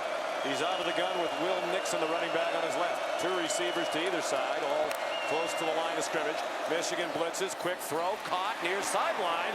Jalen McMillan yanked down by Will Johnson, a huge tackle, because he was the only Wolverine defender on the near sideline. If McMillan broke free, he had a lot of running room. Instead, a 3-yard gain. Sainristil blitzed off the edge, forced the ball into Penix's hands quickly, which put Johnson on an island. If he doesn't make that tackle, McMillan might score. Third down and 4. Washington at its own 29 on the right hash mark. 2 out of 9 on third down. 0 for their last 7. Will Nixon, the running back, to the right of Penix, out of the gun. Odunze goes in motion to the left to make it a trio. Wide open receiver. Nixon, he dropped the ball in the right flat. Sainristil came blitzing from Michigan's left, the right end of the Washington line. It was a perfect call. They threw it right past the blitzer to Will Nixon, the running back, and he just dropped it. They had exactly what they wanted. They get pressure. Josiah Stewart's unblocked off the right-hand side. They get to Nixon on a little wheel route, has to get it early, and he's going to race Colson to the line to gain. He would have likely won that match with ease. Washington's won close games all year, 10 in a row by 10 points or less. Michigan had too many men on the field, just did race one of the deep men off the field. The punt by McAllister goes out of bounds at the 16-yard line. The Washington Husky fans are booing, and Kalen DeBoer is screaming at the officials.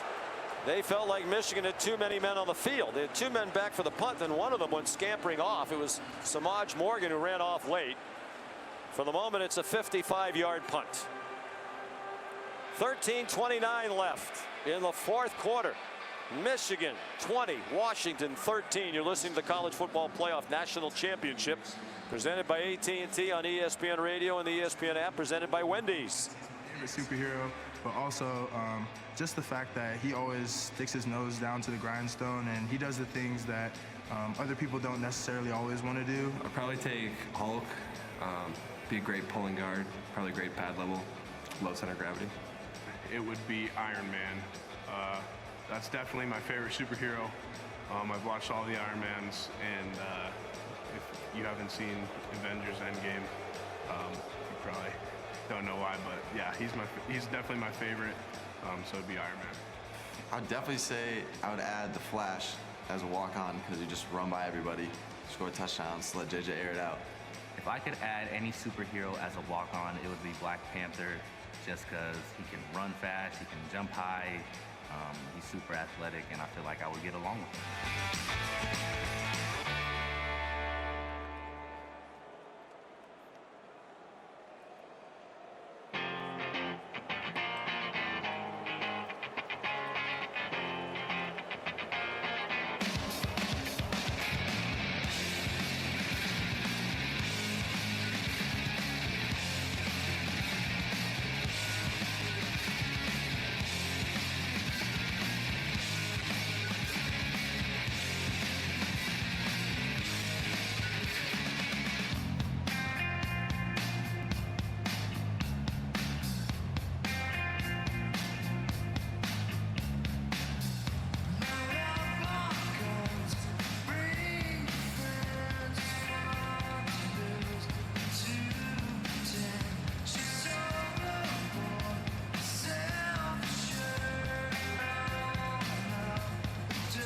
And it's coming your way from NRG Stadium in Houston, where we have a sellout crowd, and a boisterous one at that. 72,220 in the home of the Houston Texans. Tonight's attendance brought to you by Vivid Seats, the official ticketing partner of ESPN. Get great deals on the hottest tickets. Experience it live.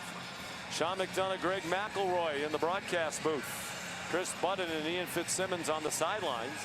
Our producer, John Medani. Our spotters, actor Pat Berzone, our statistician Mike Swanson.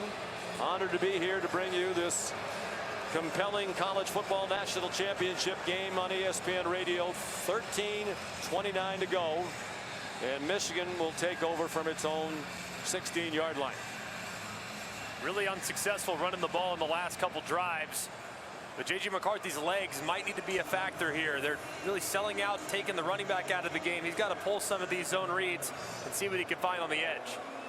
Michigan had 235 yards of offense on its first 3 drives, 2 touchdowns and a field goal, 110 yards on their last 6 drives.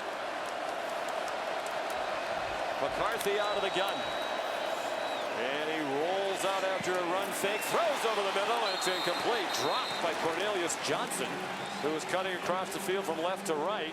McCarthy hit him in stride, and Johnson couldn't hang on. It was a well-thrown ball. Johnson's on the over route. Might have had a chance at Roman Wilson deep, but decided to go to his number 2, and he just drops it right in the midsection. A perfect throw from McCarthy. I mean, that could not have been more right on target, right into his chest. So big drops on back-to-back plays. Nixon dropped one that would have extended the last Washington possession. 2nd and 10 from their own 16 out of the gun. McCarthy. And it's a handoff to Corm, bouncing outside to the left. And again, not a lot of running room. He did well to get to the 20. Just outside the numbers for a pickup of 4 for the senior from Marshall, Virginia. 3rd down's been a real problem tonight for Michigan. J.J. McCarthy just 2 of 6 for 9 yards on 3rd down. They've really struggled as a group. Here they are in an obvious passing situation on 3rd and medium. McCarthy is 8 out of 16. They're 1 for 8 on 3rd down. From the 20 on the left hash mark. The running back is Edwards to the left of McCarthy out of the gun. Takes the snap, rolls to the right. He's being chased. He gets away. And he slides down along the far sideline short of the 1st down. Turned the corner, got to the 21. But it's another 3 and out from Michigan. Raylan Goforth, the transfer from USC, chased him to the boundary after the original pressure forced him out of the pocket from Voi Tunuufi. Yeah, Voi Tunuufi kind of slapped at his left leg and got tripped up as he was escaping the pocket, and that's what kind of led McCarthy to kind of tumble over forwards where Goforth cleaned it up. And McCarthy was going to stumble down even if Goforth didn't get there. So here's Tommy Doman to punt, standing at his own 8-yard line. Back deep, Giles Jackson standing at the Washington 35. The punt toward the far sideline, caught at the 33 by Jackson, and he stopped immediately. Excellent coverage by the Michigan special teams. 51-yard punt. The punters have been terrific tonight. No return. We're down to 11:52 to go in the 4th quarter. It's still Michigan 20 and Washington 13 to the College Football Playoff National Championship, presented by AT&T on ESPN Radio and the ESPN app, presented by Wendy's. Capital One, Cheez-It, Chick-fil-A, Dr. Pepper, Gatorade, Goodyear, Great Clips, Mercedes-Benz, Modelo, Prudential, Ram Trucks, Taco Bell, and Verbo.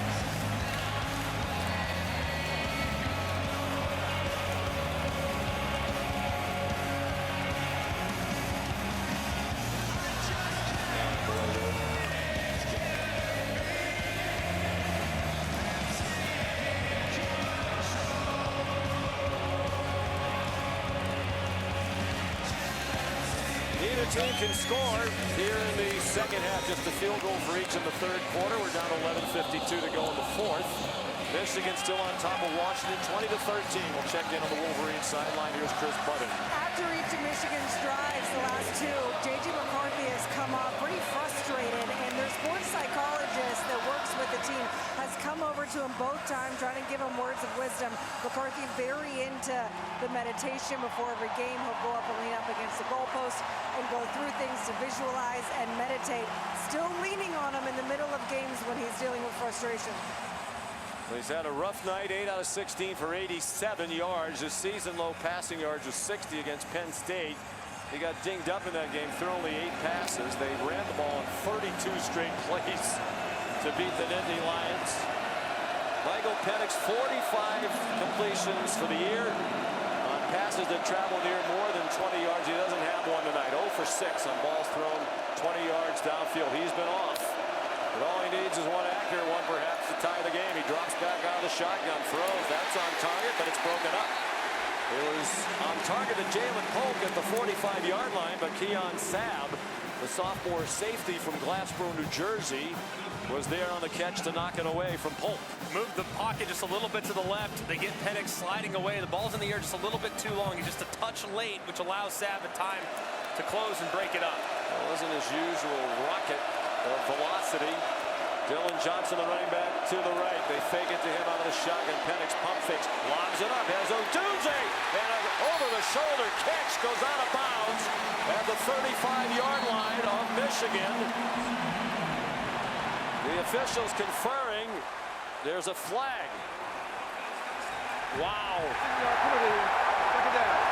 Roger Rosengarten, the right tackle, called for a hold and wiped out a 32-yard play, which would have been their first of the night of more than 20 yards. Just absolutely massive. He's working against McGregor on the right side, and McGregor kind of slips inside. Rosengarten grabs just enough. Just kind of threw him down. Left arm's up a little bit. I don't love the call. I don't see enough of there. I tell you, they haven't called holding all night, and I'm sure there was much more holding than that. Just kind of throw him down to the ground. Wow. Rough call, especially at this juncture. They're back near their own 20. It's an inside middle screen to Jalen McMillan. He's stopped immediately by Mikey Sainristil. They'll be talking about that holding call for a long time in Seattle if Michigan goes on to win this game. That was marginal at best. These two teams are combined 3 out of 19 on third down. Washington's 2 out of 10, 0 for their last 8. They've had a lot of long yardage situations. This is third down and 19. From their own 25, ball equidistant from the hash marks. 2 receivers to either side. Johnson on the right hip. Colson, the linebacker, showing blitz. He comes on the rush. Penix retreating, dumps it over the middle. It is caught, and Johnson taken down by Junior Colson at the 35-yard line. Gain of 9, but nowhere near enough. The penalty is a killer, as they finally hit a big play to Rome Odunze, and it came back for a holding call. And that was a really tough 3-play sequence for Rosengarten. I agree with you, Sean. I don't think that was enough to warrant a holding call. I mean, goodness gracious, we see jerseys getting tugged all night long, and then he gives up the pressure to Jalen Harrell, which forces the ball out quick and an easy stop for Michigan. So McAllister to punt for the 5th time. He's averaged 50.5, including a career-long 56-yarder. There are 2 men back deep, Faw and Morgan. Another low line drive kick, and the up man, Faw, made the fair catch at the 29-yard line. 37-yard punt. Under 10 minutes to go, 9:44 in the 4th quarter. Still Michigan 20, Washington 13. It's the College Football Playoff National Championship presented by AT&T on ESPN Radio and on the ESPN app, presented by Wendy's. Houston Methodist, Nike, Shaw Sports Turf, and Ticketmaster. As the College Football Playoff celebrates year 10, we'd like to look back on some of the historic plays from those first 10 championship games. Biggest third down Bryce Young's career. They need 10. Play clock at 4. From the pocket. Launching downfield. Underthrown and intercepted. Keely Ringo has an escort down the sidelines. All the way to the end zone. Georgia on the mountaintop. Demons be gone and the drought is over. I need to know where the party section is at. Where's the party section at? That ice cold Michelle fight for that white gold. This one for them hood girls, them good girls, straight masterpieces. Styling, wildin', living it up in the city. Got Chuck's on with Saint Laurent. Gotta kiss myself. I'm so pretty. I'm too hot. Call the police. You got dance moves? Too hot. Make a dragon wanna retire, man. I'm too hot. Say my name, you know who I am. I'm too hot. I need to hear you on this part. Let me hear you. Girls hit you, hallelujah. Girls hit you, hallelujah. Girls hit you, hallelujah. 'Cause Uptown Funk don't give it to you. 'Cause Uptown Funk don't give it to you. 'Cause Uptown Funk don't give it to you. Somebody, anybody, scream! Sean McDonough, Greg McElroy in the broadcast booth here at electric NRG Stadium in Houston. Chris Bundy and Fitzsimmons on the sidelines. Developed into a defensive struggle. Michigan still leading 20-13. And only one field goal apiece here in the second half. The first half, the two teams combined 450 yards of offense. This half, just 152. 9:44 to go. Michigan ball at their own 29-yard line. J.J. McCarthy. 8 out of 16 for 87 yards. No touchdowns or interceptions. Blake Corum, the running back, on his right hip. Out of the shotgun, it's a fake to Corum. It's a pass over the middle. Caught by Colston Loveland. And he's off to the races inside the 40 and down to the Washington 30-yard line. The athletic tight end made a nice leaping catch. Found a little gap right over the middle of the defense and goes for 41. Incredible catch by Loveland. The ball was thrown high on an RPO, and Loveland climbs the ladder, makes a catch, and takes off for nice yards after catch. Michigan goes quickly to the line at the Washington 30. Shotgun snap and a handoff to Corum running left. And he gets 3 to the 27-yard line. Boy, a field goal here would be huge. Put it back to a 2-score game. We'll go under 9 minutes by the time Michigan snaps it again. Terrific catch by Loveland. 6'5", 245, first team all Big Ten. 42 catches coming into tonight. And a team high 3 tied with Johnson tonight. They've completed only 9. Jim Harbaugh went to Idaho to recruit Loveland. Will Mullings the running back now. He shifts to the left side of McCarthy out of the shotgun. He fakes a toss sweep to the left. Rolls out to the right. Has Wilson in the flat. He catches it. He runs inside the 20. Down the far sideline. And out of bounds with a Michigan first down. That big play to Loveland has really seemed to spark the Michigan offense. They're at the 15-yard line after a 12-yard pickup. Little misdirection, fake a pitch to the left, roll McCarthy out to the right. Asau Afoa comes up, takes McCarthy, dumps it right to Wilson in the flat, and he takes off and turns upfield for another nice gain. Wilson, senior from Hawaii.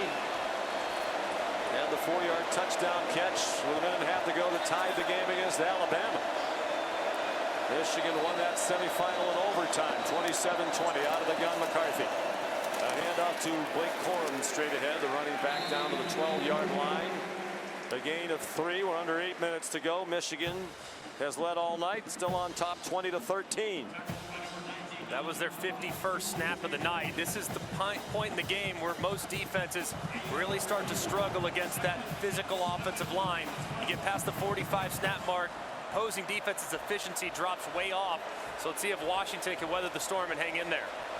Washington's run 57 plays to Michigan's 51. The time of possession almost exactly even, each with more than 26 minutes. We're down to 7:15 to go. Shotgun snap. It's a handoff to Corum. He breaks the tackle with a 10 and goes into the end zone for a touchdown. Alfonso Tuputala missed the tackle at the 10-yard line near the far numbers, and then Corum just exploded off the missed hit for a 12-yard touchdown. He's up to 125 yards on 18 carries. They had been stacking him up. His previous 7 carries had yielded just 13 yards. And they do a great job pulling A.J. Barner, the tight end on the left-hand side. He pulls all the way around and gets a block out in front.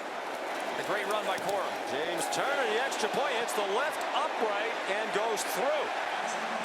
Ricocheted in, a doink off the left upright and carried to the right through for Turner. And Michigan goes back up by 14 with 7:09 to go. The last time these two teams met was in the 2021 season in the second game of the year. And Blake Corum rushed for 171 yards against the Huskies and 3 touchdowns. He had a 67-yard touchdown run. Hassan Haskins also had a big game, rushed for 155. As a team, Michigan ran for 343. I announced that game, Greg, and to me, that was really the beginning of this renaissance of Michigan football. The previous year was the COVID year. They were 2-4. Rumors that Jim Harbaugh might lose his job. He made several key changes on his coaching staff, and he went back to the identity that worked for him at the previous spots with Stanford and the 49ers. Physical football, play with extra offensive linemen, you know, back to kind of the old Michigan formula. And the results are 3 straight Big Ten titles. It's amazing. I mean, they really altered their identity after that 2020 season. They were trying to be an RPO team. They felt like that's where the game was heading, and Jim Harbaugh had moderate success at times, but not nearly to the level where they're at right now. After the wheels fell off in 2020, they pressed the reset button, became a much more physical unit, multiple tight ends, and a downhill rushing attack featuring 2 excellent backs, headlined by Blake Corum. It's been a huge difference maker. They throw it too, but they definitely make their bread and butter by running the football. And of course, for Washington, that 2021 season began with a home loss to Montana. Jimmy Lake was the head coach. You could just feel the lack of juice when you met with that Husky team. They wound up going 4-8, and they hired Kalen DeBoer. And you talk about a quick turnaround, 25-2. The transfer of Penix to Washington was the most important thing. They convinced the great wide receivers to stay and not go in the transfer portal. They've had a remarkable 2 years. They've won 21 in a row coming into tonight. But they're really in trouble. They have had every opportunity when they were down 20-13 to tie the game, just couldn't do it. Now they're down 2 scores with 7:09 to go.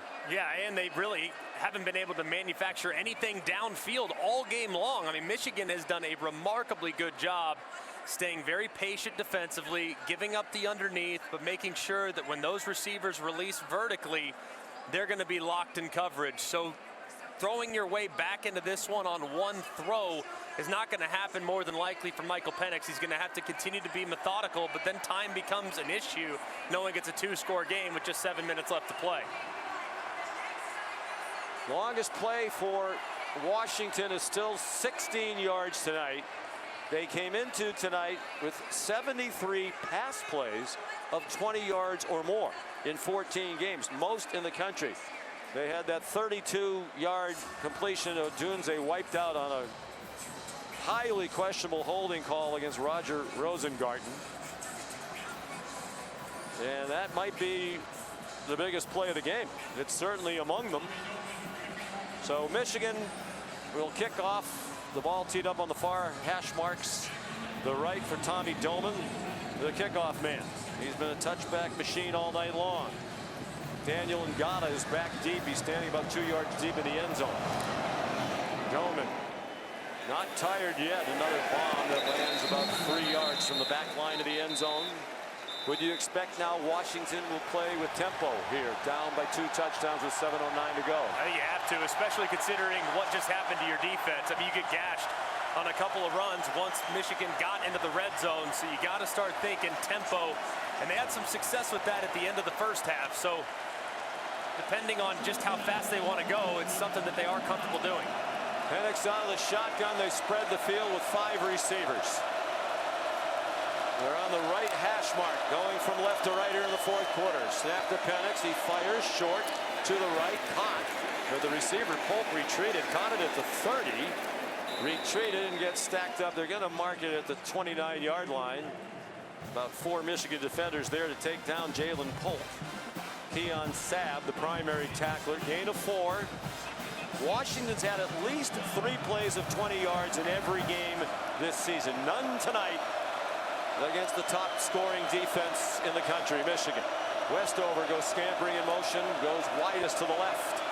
Coming in motion to the right is Jalen McMillan. The running back is Dylan Johnson. Shotgun snap to Penix, looking to his right, throws deep down the field. Odunze's open again, catches it at the Michigan 40 and goes down near the 25-yard line. He's been open deep several times tonight. That's the first time they've hit him for a big play, 44 yards. Sainristil made the tackle after Rod Moore whiffed. 5 catches for 87 for Odunze. Came in with 5 straight 100-yard receiving games. The Washington record, 10 100-yard games on the year. They're the Michigan 27, and they have a false start. A couple of the offensive linemen moved, including Rosengarten, the right tackle. False start. Offense, number 73. 5-yard penalty. First down. Their 4th false start of the night. Back to the big play a moment ago to Odunze. They caught Michigan a little off guard. They were in communication. Sainristil and Will Johnson were trying to communicate how they're going to pass off the stack. Odunze runs right by them, and they blow the coverage, which leads to a big play. They're so creative with formations and pass routes to get guys wide open. Ryan Grubb, the coordinator from the 32, 1st and 10. Back to pass Penix. He's pressured. He steps up, dumps it. Incomplete. Looked like he had Westover open in the flat, and it was hard to tell from here if it was intended for him or for Will Nixon, who was deeper down the field, out of the backfield. And he was stepping up hard in the pocket. He was about to get hit really hard as one of the defenders, looked like Kenneth Grant, came unblocked there at the end, trying to hit Westover, but the ball just way too high, knowing he was about to get hit hard. That was just a terrible throw. Flutter ball nowhere near either of the receivers. Penix has picked a tough time to not be at his best tonight. From the right hash mark, they have 3 receivers to the short side right. Shotgun snap to Penix. Under duress immediately, low throw, and a good catch by Will Nixon at the 30-yard line, but he had to go down to the ground to catch it. So a gain of only 2. Penix completely off. The clock is running down to 5:23. And not a lot of urgency here in the operation. They're just kind of milling around on the field, looking at the sideline for the signals. They're down by 2 touchdowns. This is 4-down territory if they don't convert on 3rd and 13. Nixon went in motion out of the backfield and comes back to the right side of Penix out of the gun. 3 receivers in a bunch to the right, 1 to the left. 0 for their last 9 on 3rd down. Penix takes the snap, throws off his back foot, and incomplete. Looking for Jalen McMillan along the near sideline near the 5. He was well covered by Mikey Sainristil. It's 4th and 13, and a field goal doesn't really do Washington any good. They'd still be down by 2 scores. So the offense stays out there. Got to look here. Critical moment in the game. All season long on the most critical downs, they look in the direction of Rome Odunze. You got to look at number 1 if you're Washington and you're Michael Penix. 5 receivers now, 3 to the left of Penix, and a timeout called by Michigan. Odunze was lined up in the slot to the right with Westover, the tight end, widest to the right. 2 timeouts for Michigan. All 3 left for Washington in the 4th and 13. The Huskies absolutely have to have. It'll be interesting too if Jesse Minter, they've had a lot of success blitzing Michael Penix tonight. Do they opt to do it here on 4th and long, force the ball out of his hands really quickly? So if I'm Ryan Grubb, I'm thinking I got to make sure I have protection, and I got to find a one-on-one for Rome Odunze against one of the safeties. I'd have him in motion, I'd bring him into the slot, and I'd see if I can't get him at the full head of steam and one of the safeties on an in-breaking route. Why wouldn't you blitz if you're Michigan? You know, this is perhaps a chance to seal the game right here. And you're playing with a 2-score lead. And afford to be aggressive. 1 out of 2 on 4th down tonight, the Huskies. They're at the Michigan 30-yard line. Ball equidistant between the hash marks. 2 receivers to either side. Dylan Johnson, the running back, to the right of Penix out of the gun. Michigan crowding the line. 7-minute cross. They bring pressure on Penix. He throws under duress. There's a flag down. He lofts it up. Adunze got tackled at the 5-yard line. There's a flag there as well on Will Johnson. But there's also a flag back behind the line of scrimmage. Penix got hit as he threw it and has to be helped up to his feet by a couple of his offensive linemen. So flags behind the line of scrimmage, flags for blatant pass interference down at the 5-yard line. Teams. Holding, offense, number 73. Pass interference, defense, number 2. The foul's offset. 4th down. Well, you feel for Roger Rosengarten, second holding call on the sophomore from Highlands Ranch, Colorado. But the interference at the other end gives Washington another chance on 4th down. That one was a blatant hold. He just grabbed Jalen Harrell and spun him around. An all-out pressure there called by Jesse Minter. Now I would imagine he's going to drop back and play coverage. We'll see if Ryan Grubb goes max protect. I can't imagine he will, probably anticipating that they're going to change up what they just did. 4th and 13, Washington to the Michigan 30, 4:46 to go, Michigan leading 27-13. Penix out of the shotgun, Dylan Johnson, the running back, on his right. Westover goes in motion, widest to the right. Shotgun snap to Penix, Johnson stayed in the block. A throw, intercepted, picked off by Mikey Sainristil, and he's bringing it back, crossing the field to the far sideline. He has blockers. Sainristil down the far sideline. Rosengarten can't get him. He's down inside the 10-yard line. Jack Westover ran him down and saved the touchdown. Sainristil caught it near the near numbers around the 10-yard line, cut to the middle of the field and took off, which might be the play that clinches the national championship for Michigan. What a year he's had. His 6th interception of the year and very nearly his 3rd pick 6. He took it all the way to the Washington 8-yard line. Washington decides to go with the corner route to McMillan. Totally flooded in the zone. There are 5 Michigan defenders on the right side of the field. That's exactly where Penix tries to throw it. He throws it high, tries to give McMillan a chance, but he can't. Sainristil's right behind him to reel it in and turn it into a massive play. Mikey Sainristil from Everett, Massachusetts. His 62nd career game, most of them at wide receiver. On 1st down, Corum up the middle. Corum powers toward the end zone. And they're going to mark him down just short of the goal line. Sainristil tied a school record with 2 interception returns for touchdowns this year. He brought that one back 79 yards, not quite all the way.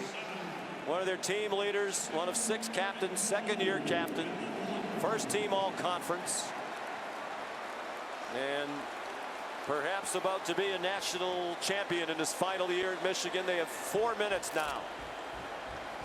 Leading 27-13 and on the doorstep, about 6 inches from the goal line. Under center, McCarthy, I formation behind him. Bredesen in front of Corum. The handoff to Corum and a touchdown. And that could be a fitting conclusion to his career. The all-time record holder in Michigan in rushing touchdowns, 2 more tonight, and 58 for his brilliant career. Just power football, emotion, an extra tackle across the formation. He becomes the additional fullback. They run right behind him on a power to the left-hand side. And Corum powers his way to the end zone for yet another score. What a tremendous sequence for the Wolverines. Hugs all around for Corum as he goes back to the sideline. James Turner on for the extra point. And it is good with 3:37 to go. Michigan leading 34-13. Sainristil the interception. It was an errant throw. Penix was surrounded. He airmailed Jalen McMillan. Sainristil caught it around the 12 on the near side of the field, went all the way to the far sideline. Give Roger Rosengarten the tackle credit. He chased them all the way down, slowed him down enough that Westover could tackle him, but it didn't matter. Corum punches it in. Officially an 81-yard interception return, which is the longest in CFP championship game history. You'll recall Keely Ringo for Georgia brought one back 79. against Alabama in Indianapolis in 2022. Washington, a lot of chances, stayed in the game for a long time. On their heels right out of the gate, the defense stabilized, but the pressure by Michigan really threw Michael Penix off his game. Yeah, he definitely didn't have his best stuff. A couple interceptions, a couple bad decisions, and you're in a huge hole. Naturally, this thing's, for all intents and purposes, over. Kickoff down to Daniel Ngana at the goal line. He's going to try to bring it back, and he's stacked up near the 15-yard line.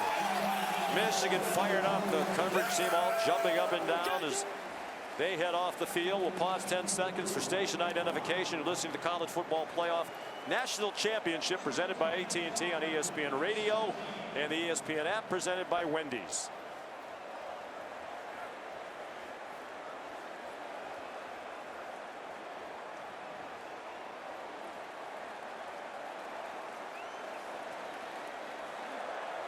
The Michigan Wolverines have looked very much like the best defensive team in the country tonight. They've held high-flying Washington and Michael Penix to 13 points.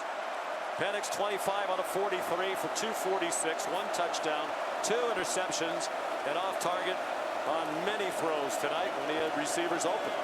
Jalen McMillan comes in motion to the right out of the shotgun. Penix, 4-man rush. He dumps it down to Polk, cutting across the middle. He's across the 20 and tackled at the 24. There's a flag now, perhaps for a late hit.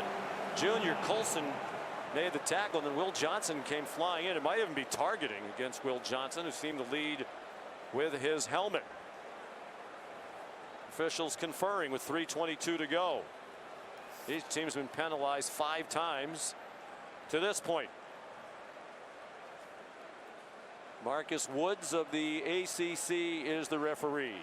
Personal foul, targeting, defense, number 2. The previous play is under further review. First time they've gone to the replay booth tonight. Mark McEnany is the replay official out of the ACC, and it looked like a pretty clear case of targeting. Yeah, it looked like as he was getting dragged to the ground by Colson, Will Johnson comes in and initiates contact with his helmet. Just whether or not that contact is the crown of the helmet, it looks like to me it grazes kind of the side, but either way that halo extends all the way around the head. It's just whether or not it's inside the halo enough to warrant crown of the helmet with the initiating contact against McMillan, or against Polk, excuse me. So they're still taking a look at it. 3:22 to go. After further review, there is no foul for targeting. Number 2 may remain in the game. Second down. So Johnson stays out there. He's a pro. Down the road. He and that secondary in tandem with the pass rush done a terrific job. We mentioned Adunze, Biletnikoff finalist, 5 catches tonight for 87, 44 of those on 1 play. Polk 4 catches, McMillan 6 catches, but both for under 40 yards. They have totally taken away the big play from the Huskies. Shotgun snap to Penix. On second down, he fires off the hands of McMillan, who was open in the middle of the field near the 38-yard line. It was behind him. And it's really a shame that his career in Washington is going to end like this for Michael Penix Jr. because he has had the 2 biggest passing seasons in Washington history. But under duress again, and you can see the rush is affecting that one off the back foot, kind of ducking as he threw it. They're at the 24-yard line, 3rd down and 3, 2:58 to go. Michigan leading 34-13. Shotgun snap to Penix, throws over the middle, caught by Will Nixon, but he's retreating. He lunges for the line to gain. It'll be close. Looks like he's a yard short on another big play by Mikey Sainristil. Sainristil has been all over the field tonight. You can make a strong argument. He's been their best player defensively. Playing from that nickel spot. Interception was huge, but man, he's had tight coverage, had some great open field tackles as well. Michigan defense coordinated by Jesse Minter, one of the rising stars in coaching. On 4th down, they're going for it. A handoff straight ahead to Will Nixon. He crosses the 30 with a 1st down. Of course, he replaced Mike McDonald as defensive coordinator. McDonald came from the Baltimore Ravens to coordinate the Michigan defense. Then John Harbaugh brought him back to be the coordinator of the Ravens. They have the best defense in the NFL. Pass over the middle, incomplete at midfield. That was an on-target throw for a tight end, Josh Cuevas, but it was knocked away by Keon Sabb. Mike McDonald is here tonight along with John Harbaugh, and they are going to celebrate in 2 minutes and 4 seconds. Jim Harbaugh's first national championship, and I wonder if this will accelerate his departure to the NFL. But what more can he do? I mean, you can make the argument, Greg, it's the best 3-year stretch in Michigan football history. I think you'd have a really hard time pushing back on that. 3 straight Big Ten titles, 3 straight wins over Ohio State, 3 straight appearances in the college football playoff, and their first national championship in 26 years. Penix throws almost intercepted again.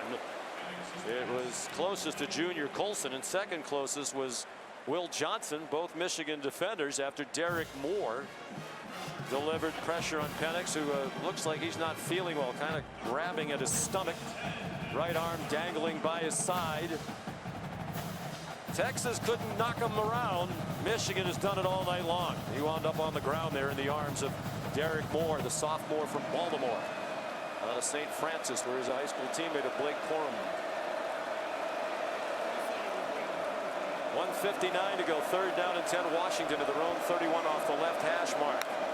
Out of the gun, Penix, a blitz coming from his left. He gets hit as he throws, and it's nowhere near receiver. He just threw it away. Deep into his Washington sideline. And Penix again doubled over in pain. Now he's gesturing at his receivers about where they're supposed to go. He's got to be feeling it right now. I mean, he has been slow. He's been hit almost every play this drive. He's really slow getting up just about every single time. I mean, he's taken the beating tonight. A lot of unblocked rushers here in these last few plays. 4th down and 10 for Washington. With 1:53 to go, and Michigan leading by 21. Richard Newton comes in at running back now. And whistle stopped the play for a Michigan timeout. Leaving Michigan with 1.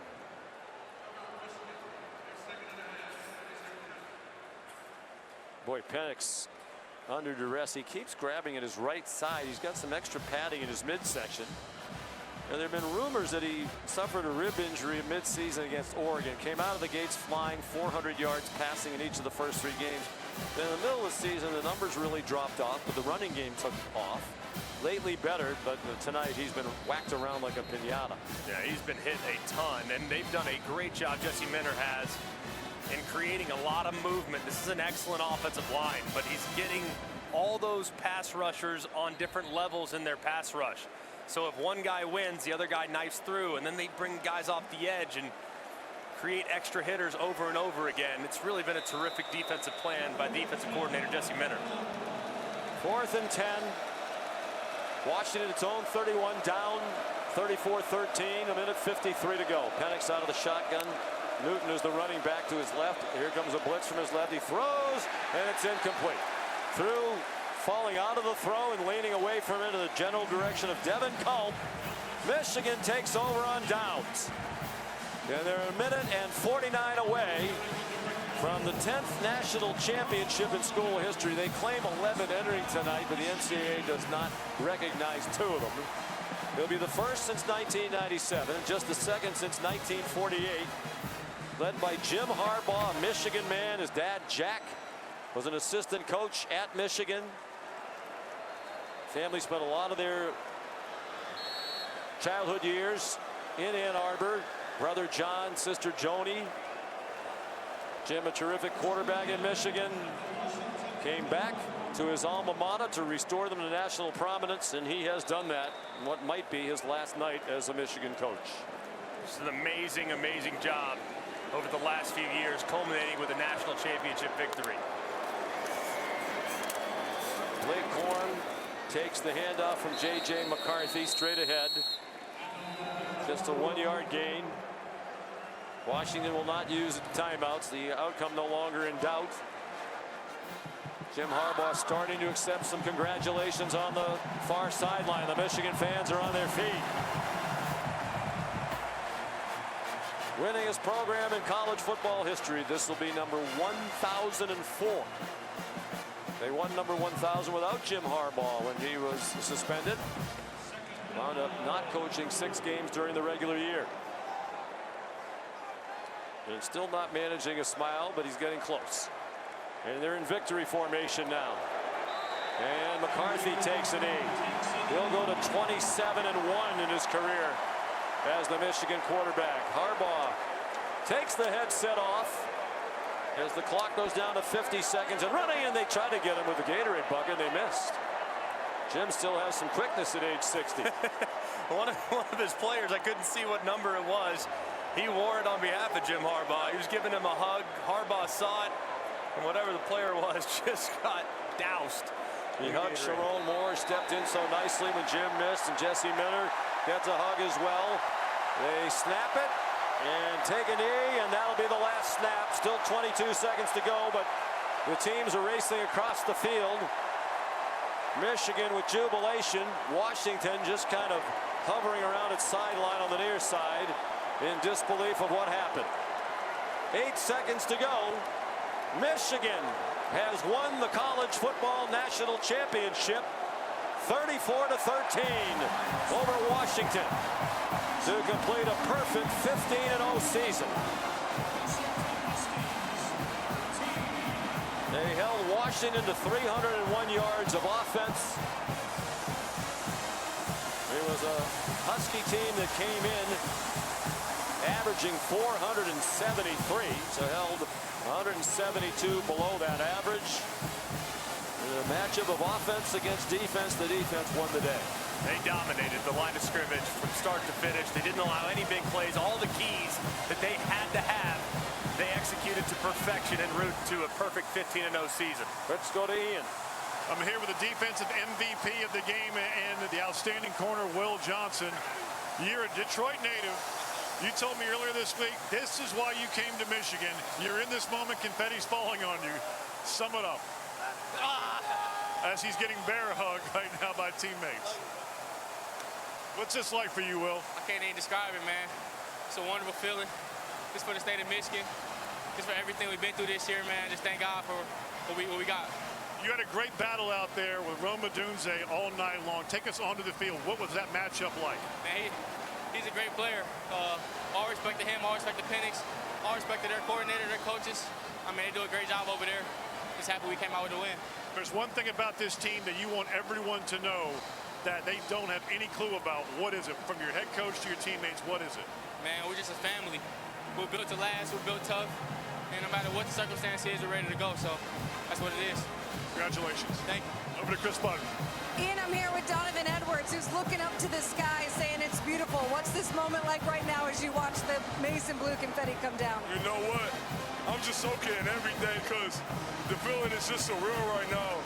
You know what? This team has been through a lot of adversity this year, and you know every single time that we go through adversity, we continue to rise to the occasion, and we stopped all the doubters and what they said to us and about us this year. So I'm just glad, I'm blessed to be a part of this team. I'm thankful to everything that God has blessed us with this year. All praises to Him. You talk about the haters out there. What do you prove tonight?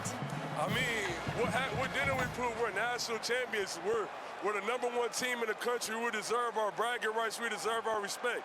You know, so it's a beautiful sight to see all the amazing blue confetti coming down. As a kid from the state, what does this mean to bring a national championship back to Ann Arbor? It's beautiful. We haven't won a national championship since 26 years. So, you know. This is what our seniors and our captains came back for. They came back here to reunite the culture and to bring us a national championship. So it's beautiful, the dedication and the camaraderie, the brotherhood, the family, the teamwork that this team has. One more before I let you go. You were running all over the place opening the game. How were you guys being able to run the ball so effectively? I mean, it was just the game plan.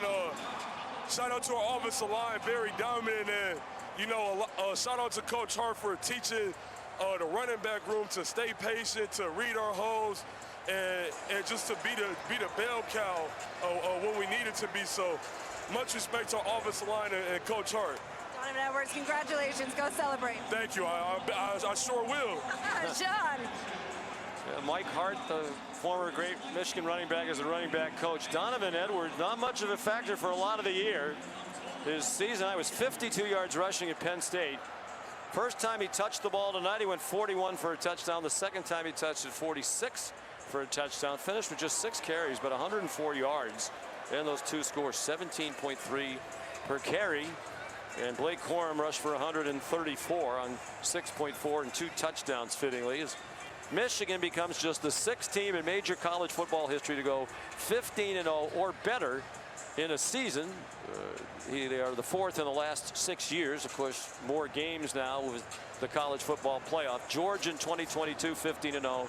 The great LSU team that won the title with Joe Burrow in 2019, 15-0.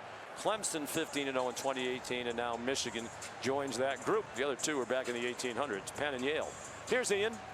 I'm here with the offensive MVP and running back Blake Corum. And Sean, you just rounded off the stats. I don't know if you know these, Blake. $134 and 2 touchdowns in the national championship.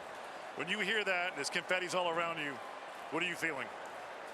Man, feeling a lot of things. But first, I just want to thank God for allowing me to be in this situation and give me this opportunity. 2 touchdowns, 130 yards, but we killed it today. Offensive line, tight ends, receivers, defense. This is the team effort. That's why we won, and that's why we've been winning all year. Shout out to Team 144. I love y'all. You told us on the field last year at the Fiesta Bowl, you're coming back. You wanted to get to this moment. Now you're in it. What was this journey like for you?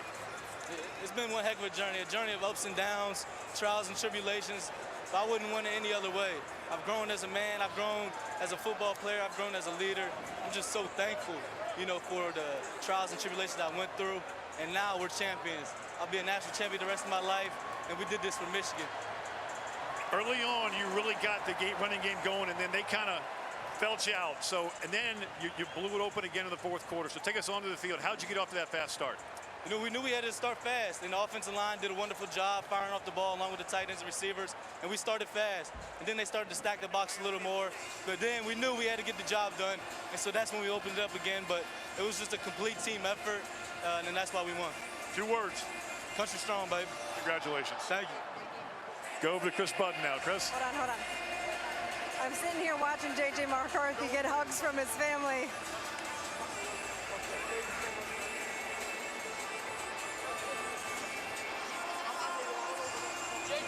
It is quite a scene down there. He's running off to go celebrate with his mom and his dad and running to go hug his head coach. Sean? All right, we'll get back to you, Chris, if you can wrangle J.J. McCarthy, who's now trotting over toward the stands to go hug other members of his family. Jonathan James McCarthy over by the stands, greeting his fans. Didn't have a big night, didn't have to. He only threw it 18 times, Greg. Completed 10 for 140, but as usual, managed the game. Didn't make any mistakes. They did not have a turnover tonight. Washington had 2, and that was a big part of the game. But he really broke it open with the throw to Colston Loveland, and that to me completely changed the way Washington was trying to defend. You now had to think about the tight end releasing on the RPO. They were a little bit more hesitant to sell out against the run, and that's really what changed the game. At that point, it was 20-13. It felt like momentum was kind of slipping towards Washington, and then after that big play and the catch and run, it was all Michigan from that point forward, and they put the exclamation point on it with a couple more touchdowns. And McCarthy 27-1 as the starting quarterback. Jim Harbaugh hugged in the middle of the field by his brother John. And let's go back to Ian. I'm here with Michigan tight end Colston Loveland, who had a huge catch as his family members are now coming up to him as well. And then, look, and that big catch you had to really separate the 2 teams. Take us onto the field. You get the catch and then the yak afterward. What was it like? Man, I heard the play called. Coaches were like, see it in, make a play. And it's something we've been practicing, preparing all week. Thought it was a pretty good route. JJ put it right where I needed it. And then shit, kind of just went black from there. But man, glad we came out with the win, man. Huge. You're so much trials and tribulations throughout the year. Now you're here. How did you guys block out all the noise that everyone was talking about, from Coach Harbaugh and everything else. How are you all able just to stay together? Man, I think it starts with just with the culture at Michigan that Coach Harbaugh has created and all the staff has created. It's just, you know, all the outside noise, you know, we don't listen to it, and that's kind of what they just molded into our minds. And, you know, it's like you see the team versus everybody, and we really just adapted that mindset and we ran with it. Man, congratulations, Colston. You're a national champion. Thank you so much. Appreciate you. Good to see you, buddy. KB. And with linebacker Michael Garrett, you're holding your phone. How many notifications you got right now? All right, now, man, it's just a couple, man, but I know, yeah. I don't even know. As you sit here and celebrate, what's this moment feel like right now? Man, it feels like a dream for real. You know what I mean? I dreamed of this moment, dreamed of being on this stage, man, dreamed of finally being here. And to be here in this moment, man, it just feels amazing. I don't even want to leave this field right now, but it feels amazing. You guys heard all week how you're going up against the top offensive line in the country, and you still made Michael Penix Jr. off of his rhythm. How did you guys do it? I mean, just playing like the best defense in the country, you know what I mean? Like, it was a great opportunity, you know, to come up against the best O-line, the best offense in the country, and to just impose our will, just how we've been doing it all year long. You know what I mean? Playing on all three levels, whether it be the front line, the DBs, you know what I mean? We played, we made mistakes, but we know we executed when it was time, when it was needed. Your coach talks about doing this for you guys all the time, but what's it meant to bring it back for him as a Michigan man to end it like this season? Man, man, the kind of guy Coach Harbaugh is, man, you always want to just go win for him, man. And all the things that he's been through since he's been here, all the negativity that he's been through, man, all he's done, man, is just sit here and grind and be a player's coach, man, you know what I mean? And it just feels great to finally be able to bring him a championship, man, to have him be one of the best coaches in America right now, man. You know, it just feels amazing. Congratulations. Enjoy it. Thank you so much. Sean and Greg. That's Michael Barrett.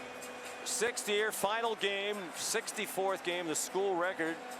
You know, he was a factor when he early got to Ann Arbor. He kind of lost his starting position for a while and regained it late in his career, and he'll leave Michigan as a national champion. He talked about Jim Harbaugh, who tonight became the first coach ever to lead a team into a college football playoff national championship game and a Super Bowl, which of course he did a decade ago when he lost an excruciating game to his brother John, who's here to celebrate tonight. I think that's unfinished business.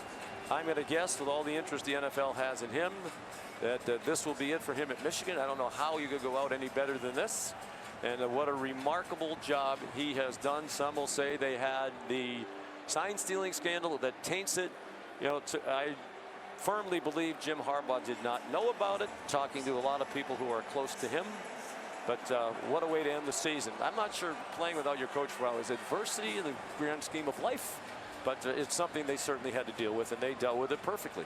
And they were the most complete team from start to finish. I mean, starting week 1 of the college football season all the way through now week 15, having trailed for just 41 minutes all season long, just completely dominant week in, week out. Yes, they had some blips on the radar. There in November, didn't play their best football in the absence of Harbaugh in the 3-game stretch that was Penn State, Maryland, and Ohio State, but they found ways to win against quality competition, got better when they played against Iowa, played great under difficult circumstances, back against the wall, drive to tie the game against Alabama in the Rose Bowl, win it in overtime, and then they come out with a complete performance offensively and defensively tonight. The passing game wasn't great, but everything else was excellent for Michigan en route to this national championship. We did finally get Jim Harbaugh with the Gatorade bucket. He had a very emotional hug with his really his idol, his dad, Jack Harbaugh. Jack, and now Jackie Harbaugh, the mom, getting a lift from Jim as well, and a kiss from his great mom. Harbaughs are such nice people. You know, Jack Harbaugh, when the Harbaughs were growing up, used to say, "Who's got it better than us?" And the kids always used to yell back, "Nobody." And Jim has used that in a lot of locker rooms of teams he's coached, and I'm sure we'll hear that refrain again tonight. Michigan man throughout his life, and he has led them to a national championship. And before we go, kudos to Washington. Their 21-game winning streak ends here tonight. They weren't at their best, but it was Michigan who kind of took them out of being their best. Yeah, and it was totally dependent on how Michigan played up front defensively. They really threw them out of rhythm from start to finish, and they deserve immense credit for being able to contain an elite offensive firepower enforced team. They did an incredible job, but tons of credit to Washington, but they were not the superior team tonight. It was blatantly obvious. They did it the way they did it all season long. Protect the football. They're +2 in the turnover margin. Michigan turned it over 8 times all year in 15 games and was one of the least penalized teams in the country. More signs of a well-coached team. Once again, the final scores: Michigan 34 and Washington 13. Wolverines win the 10th national championship, their first since 1997, their first outright since 1948. I think that set the tone for the rest of the night. Oh, we knew we needed to set it early. The offensive line, shout out to y'all, man. Shout out to the tight ends and receivers. Y'all really killed it today. Michigan, we did this for you. You were coming back off an injury, didn't get a chance to do the things you wanted to do a year ago, and you guys had a singular focus all year. Now that this moment's been realized, how does it compare to what you imagined it would be? This is everything I imagined. When we said to come back, it was a lot of us. We said we had unfinished business. So I'll leave y'all with this. Business is finished. The business was indeed finished. Over 100 yards tonight, found his way to the end zone repeatedly as he has throughout his career.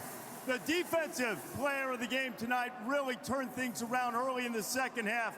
The great defensive back, Will Johnson, both wearing number 2, by the way. Number 2 is a good night for teams that are going to be number 1. Will, tell me about the play.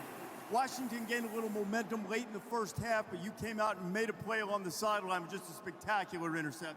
Man, that's all credit to Coach Minter. The D-line up front, they made that play for me, and I just capitalized on it. You guys seem to have this prolific passing attack, and particularly Michael Penix, who's a great quarterback, but you had him off rhythm and uncomfortable all night. How did you go about doing that? First of all, I just want to give credit to those guys. Those coaches over there, they did a great job all season in this game too, but like I said, preparation, Coach Minter, Coach Herb, Coach Harbaugh, they had us in the right position this game. Why has this team been able and been so good at avoiding distractions? Just faith in God. We just thank God for where we are. He had our back all year. We had faith in him all year through all the ups and downs, and that's what got us here today. Will, congratulations. Will Johnson, a defensive player of the game. And now let's talk, if I can find him, the head coach of the Wolverines, Jim Harbaugh. Hey, Jim, congratulations. Thank you. I heard you tell Holly Rowe that each one of these pieces of confetti had a story. What story are these confetti pieces telling right now? It was a journey, a spiritual journey. Just took counsel from God, the Holy Spirit, this team, everybody, unanimous support for each other. I ain't got a question, but my dad does. Jack Harbaugh, what's your question? I have a question. A question, if I might. Who has us? No!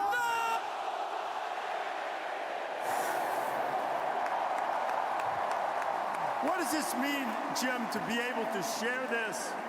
Those look good on you, pal. Those look good on you. Will Johnson, too. Will Johnson, too. What does it mean to be able to share this with your dad, your brother John here, and to reach this pinnacle for a university in a place you love? Yeah, I just want to say to my 2 great loves, my family at work, this team, and my family at home, I love you. I love you. Congratulations. Jim, when you think about what your mission was when you came back to Michigan, a Michigan man, which he says means so much to you, what does this mean for Michigan football big picture in the modern era, the first undisputed championship? 15-0. This is a spectacular team, and I would just say there are over 100 Michigan men that are on this team in uniform tonight, and what they've done for the last 372 days is amazing. They're champions, simply known as national champions. Pull it down! Pull it down! We did that! We did that! Did it indeed, and to the victor, the spoils, Bill Hancock. Present, Jim, you might want to stick around for this part.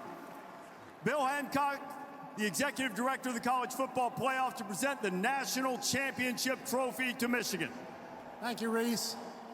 Tonight, with this awesome crowd in this wonderful building, is a fitting conclusion to the 10th College Football Playoff. And I'm here tonight on behalf of the conferences and schools that administer the playoff, to present the national championship trophy to Coach Jim Harbaugh and the Michigan Wolverines.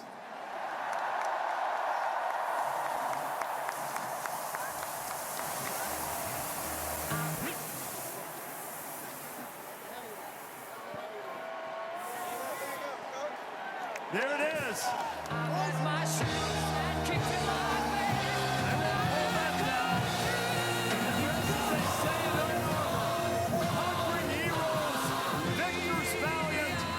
Michigan, national champions for the 2023 season. Chris, back to you.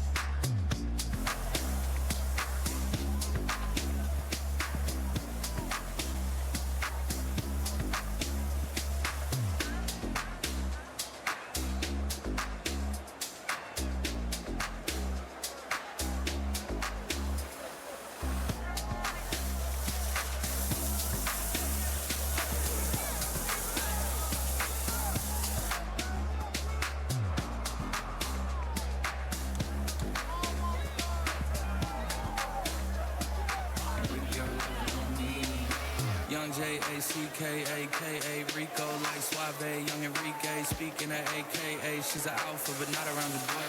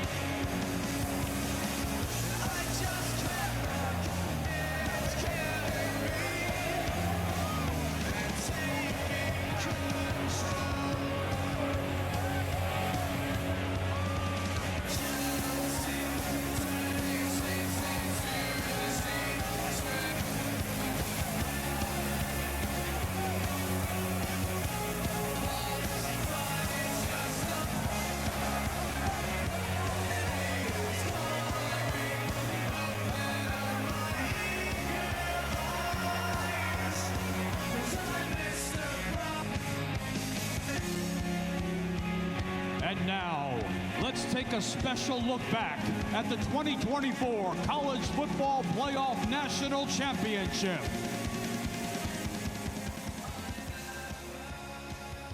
Michigan comes up with a milestone playoff victory. I can feel it. Washington hangs on and wins. Yet today's the first day of the best days. Win the next game. That's been our goal. We're just blessed to be in this position to be able to play the game. Can you feel it? Yet today's the first day of the best days of your life. For day one, say ooh.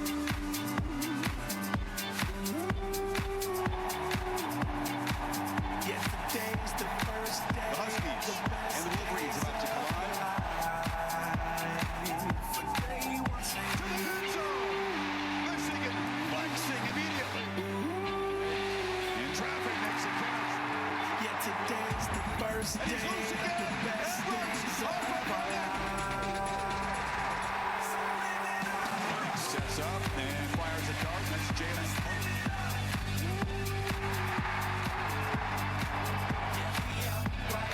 Ennis has time, launches, touchdown!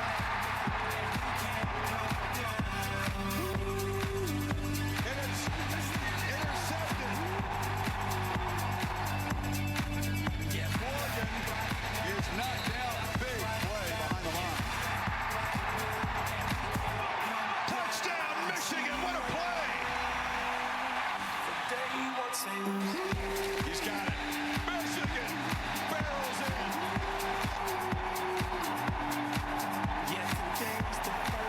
Coaching his alma mater to a national championship.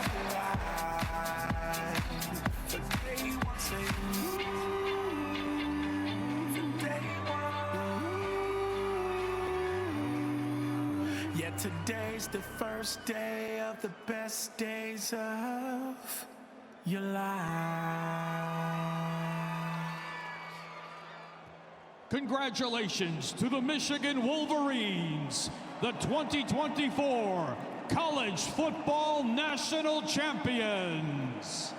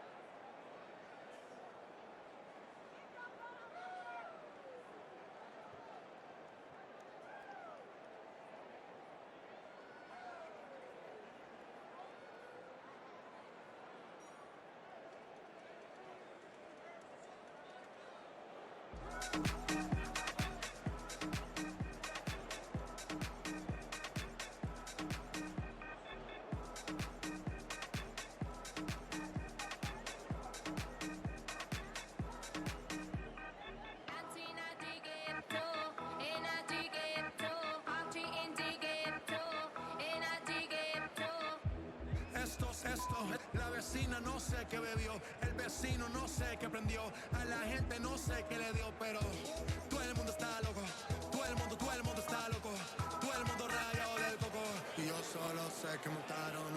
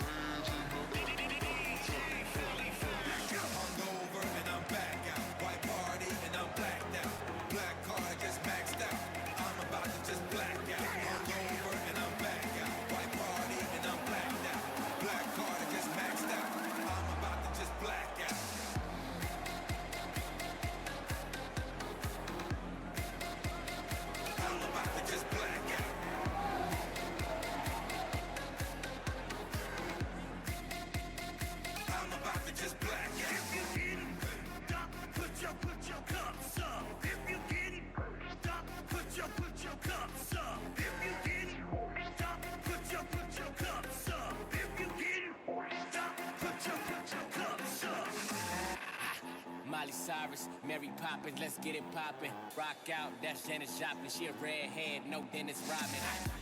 Don't push me, I'm a Red Bull sipper, don't cut my wings. On the tail of the jet, all you see is steam. Got a bad bitch nude in the front seat. She make it bounce, bring your body, I bring her out. Don't chase, that's cat and mouse. Every day I'm turning out. Look over and I'm back out. White party and I'm blacked out. Black card I just maxed out. I'm about to just black out. I'm about to just black out. I'm about to just black out. I'm about to just black out. I'm about to just black out. I'm about to just black out. I'm about to just black out. Let's go.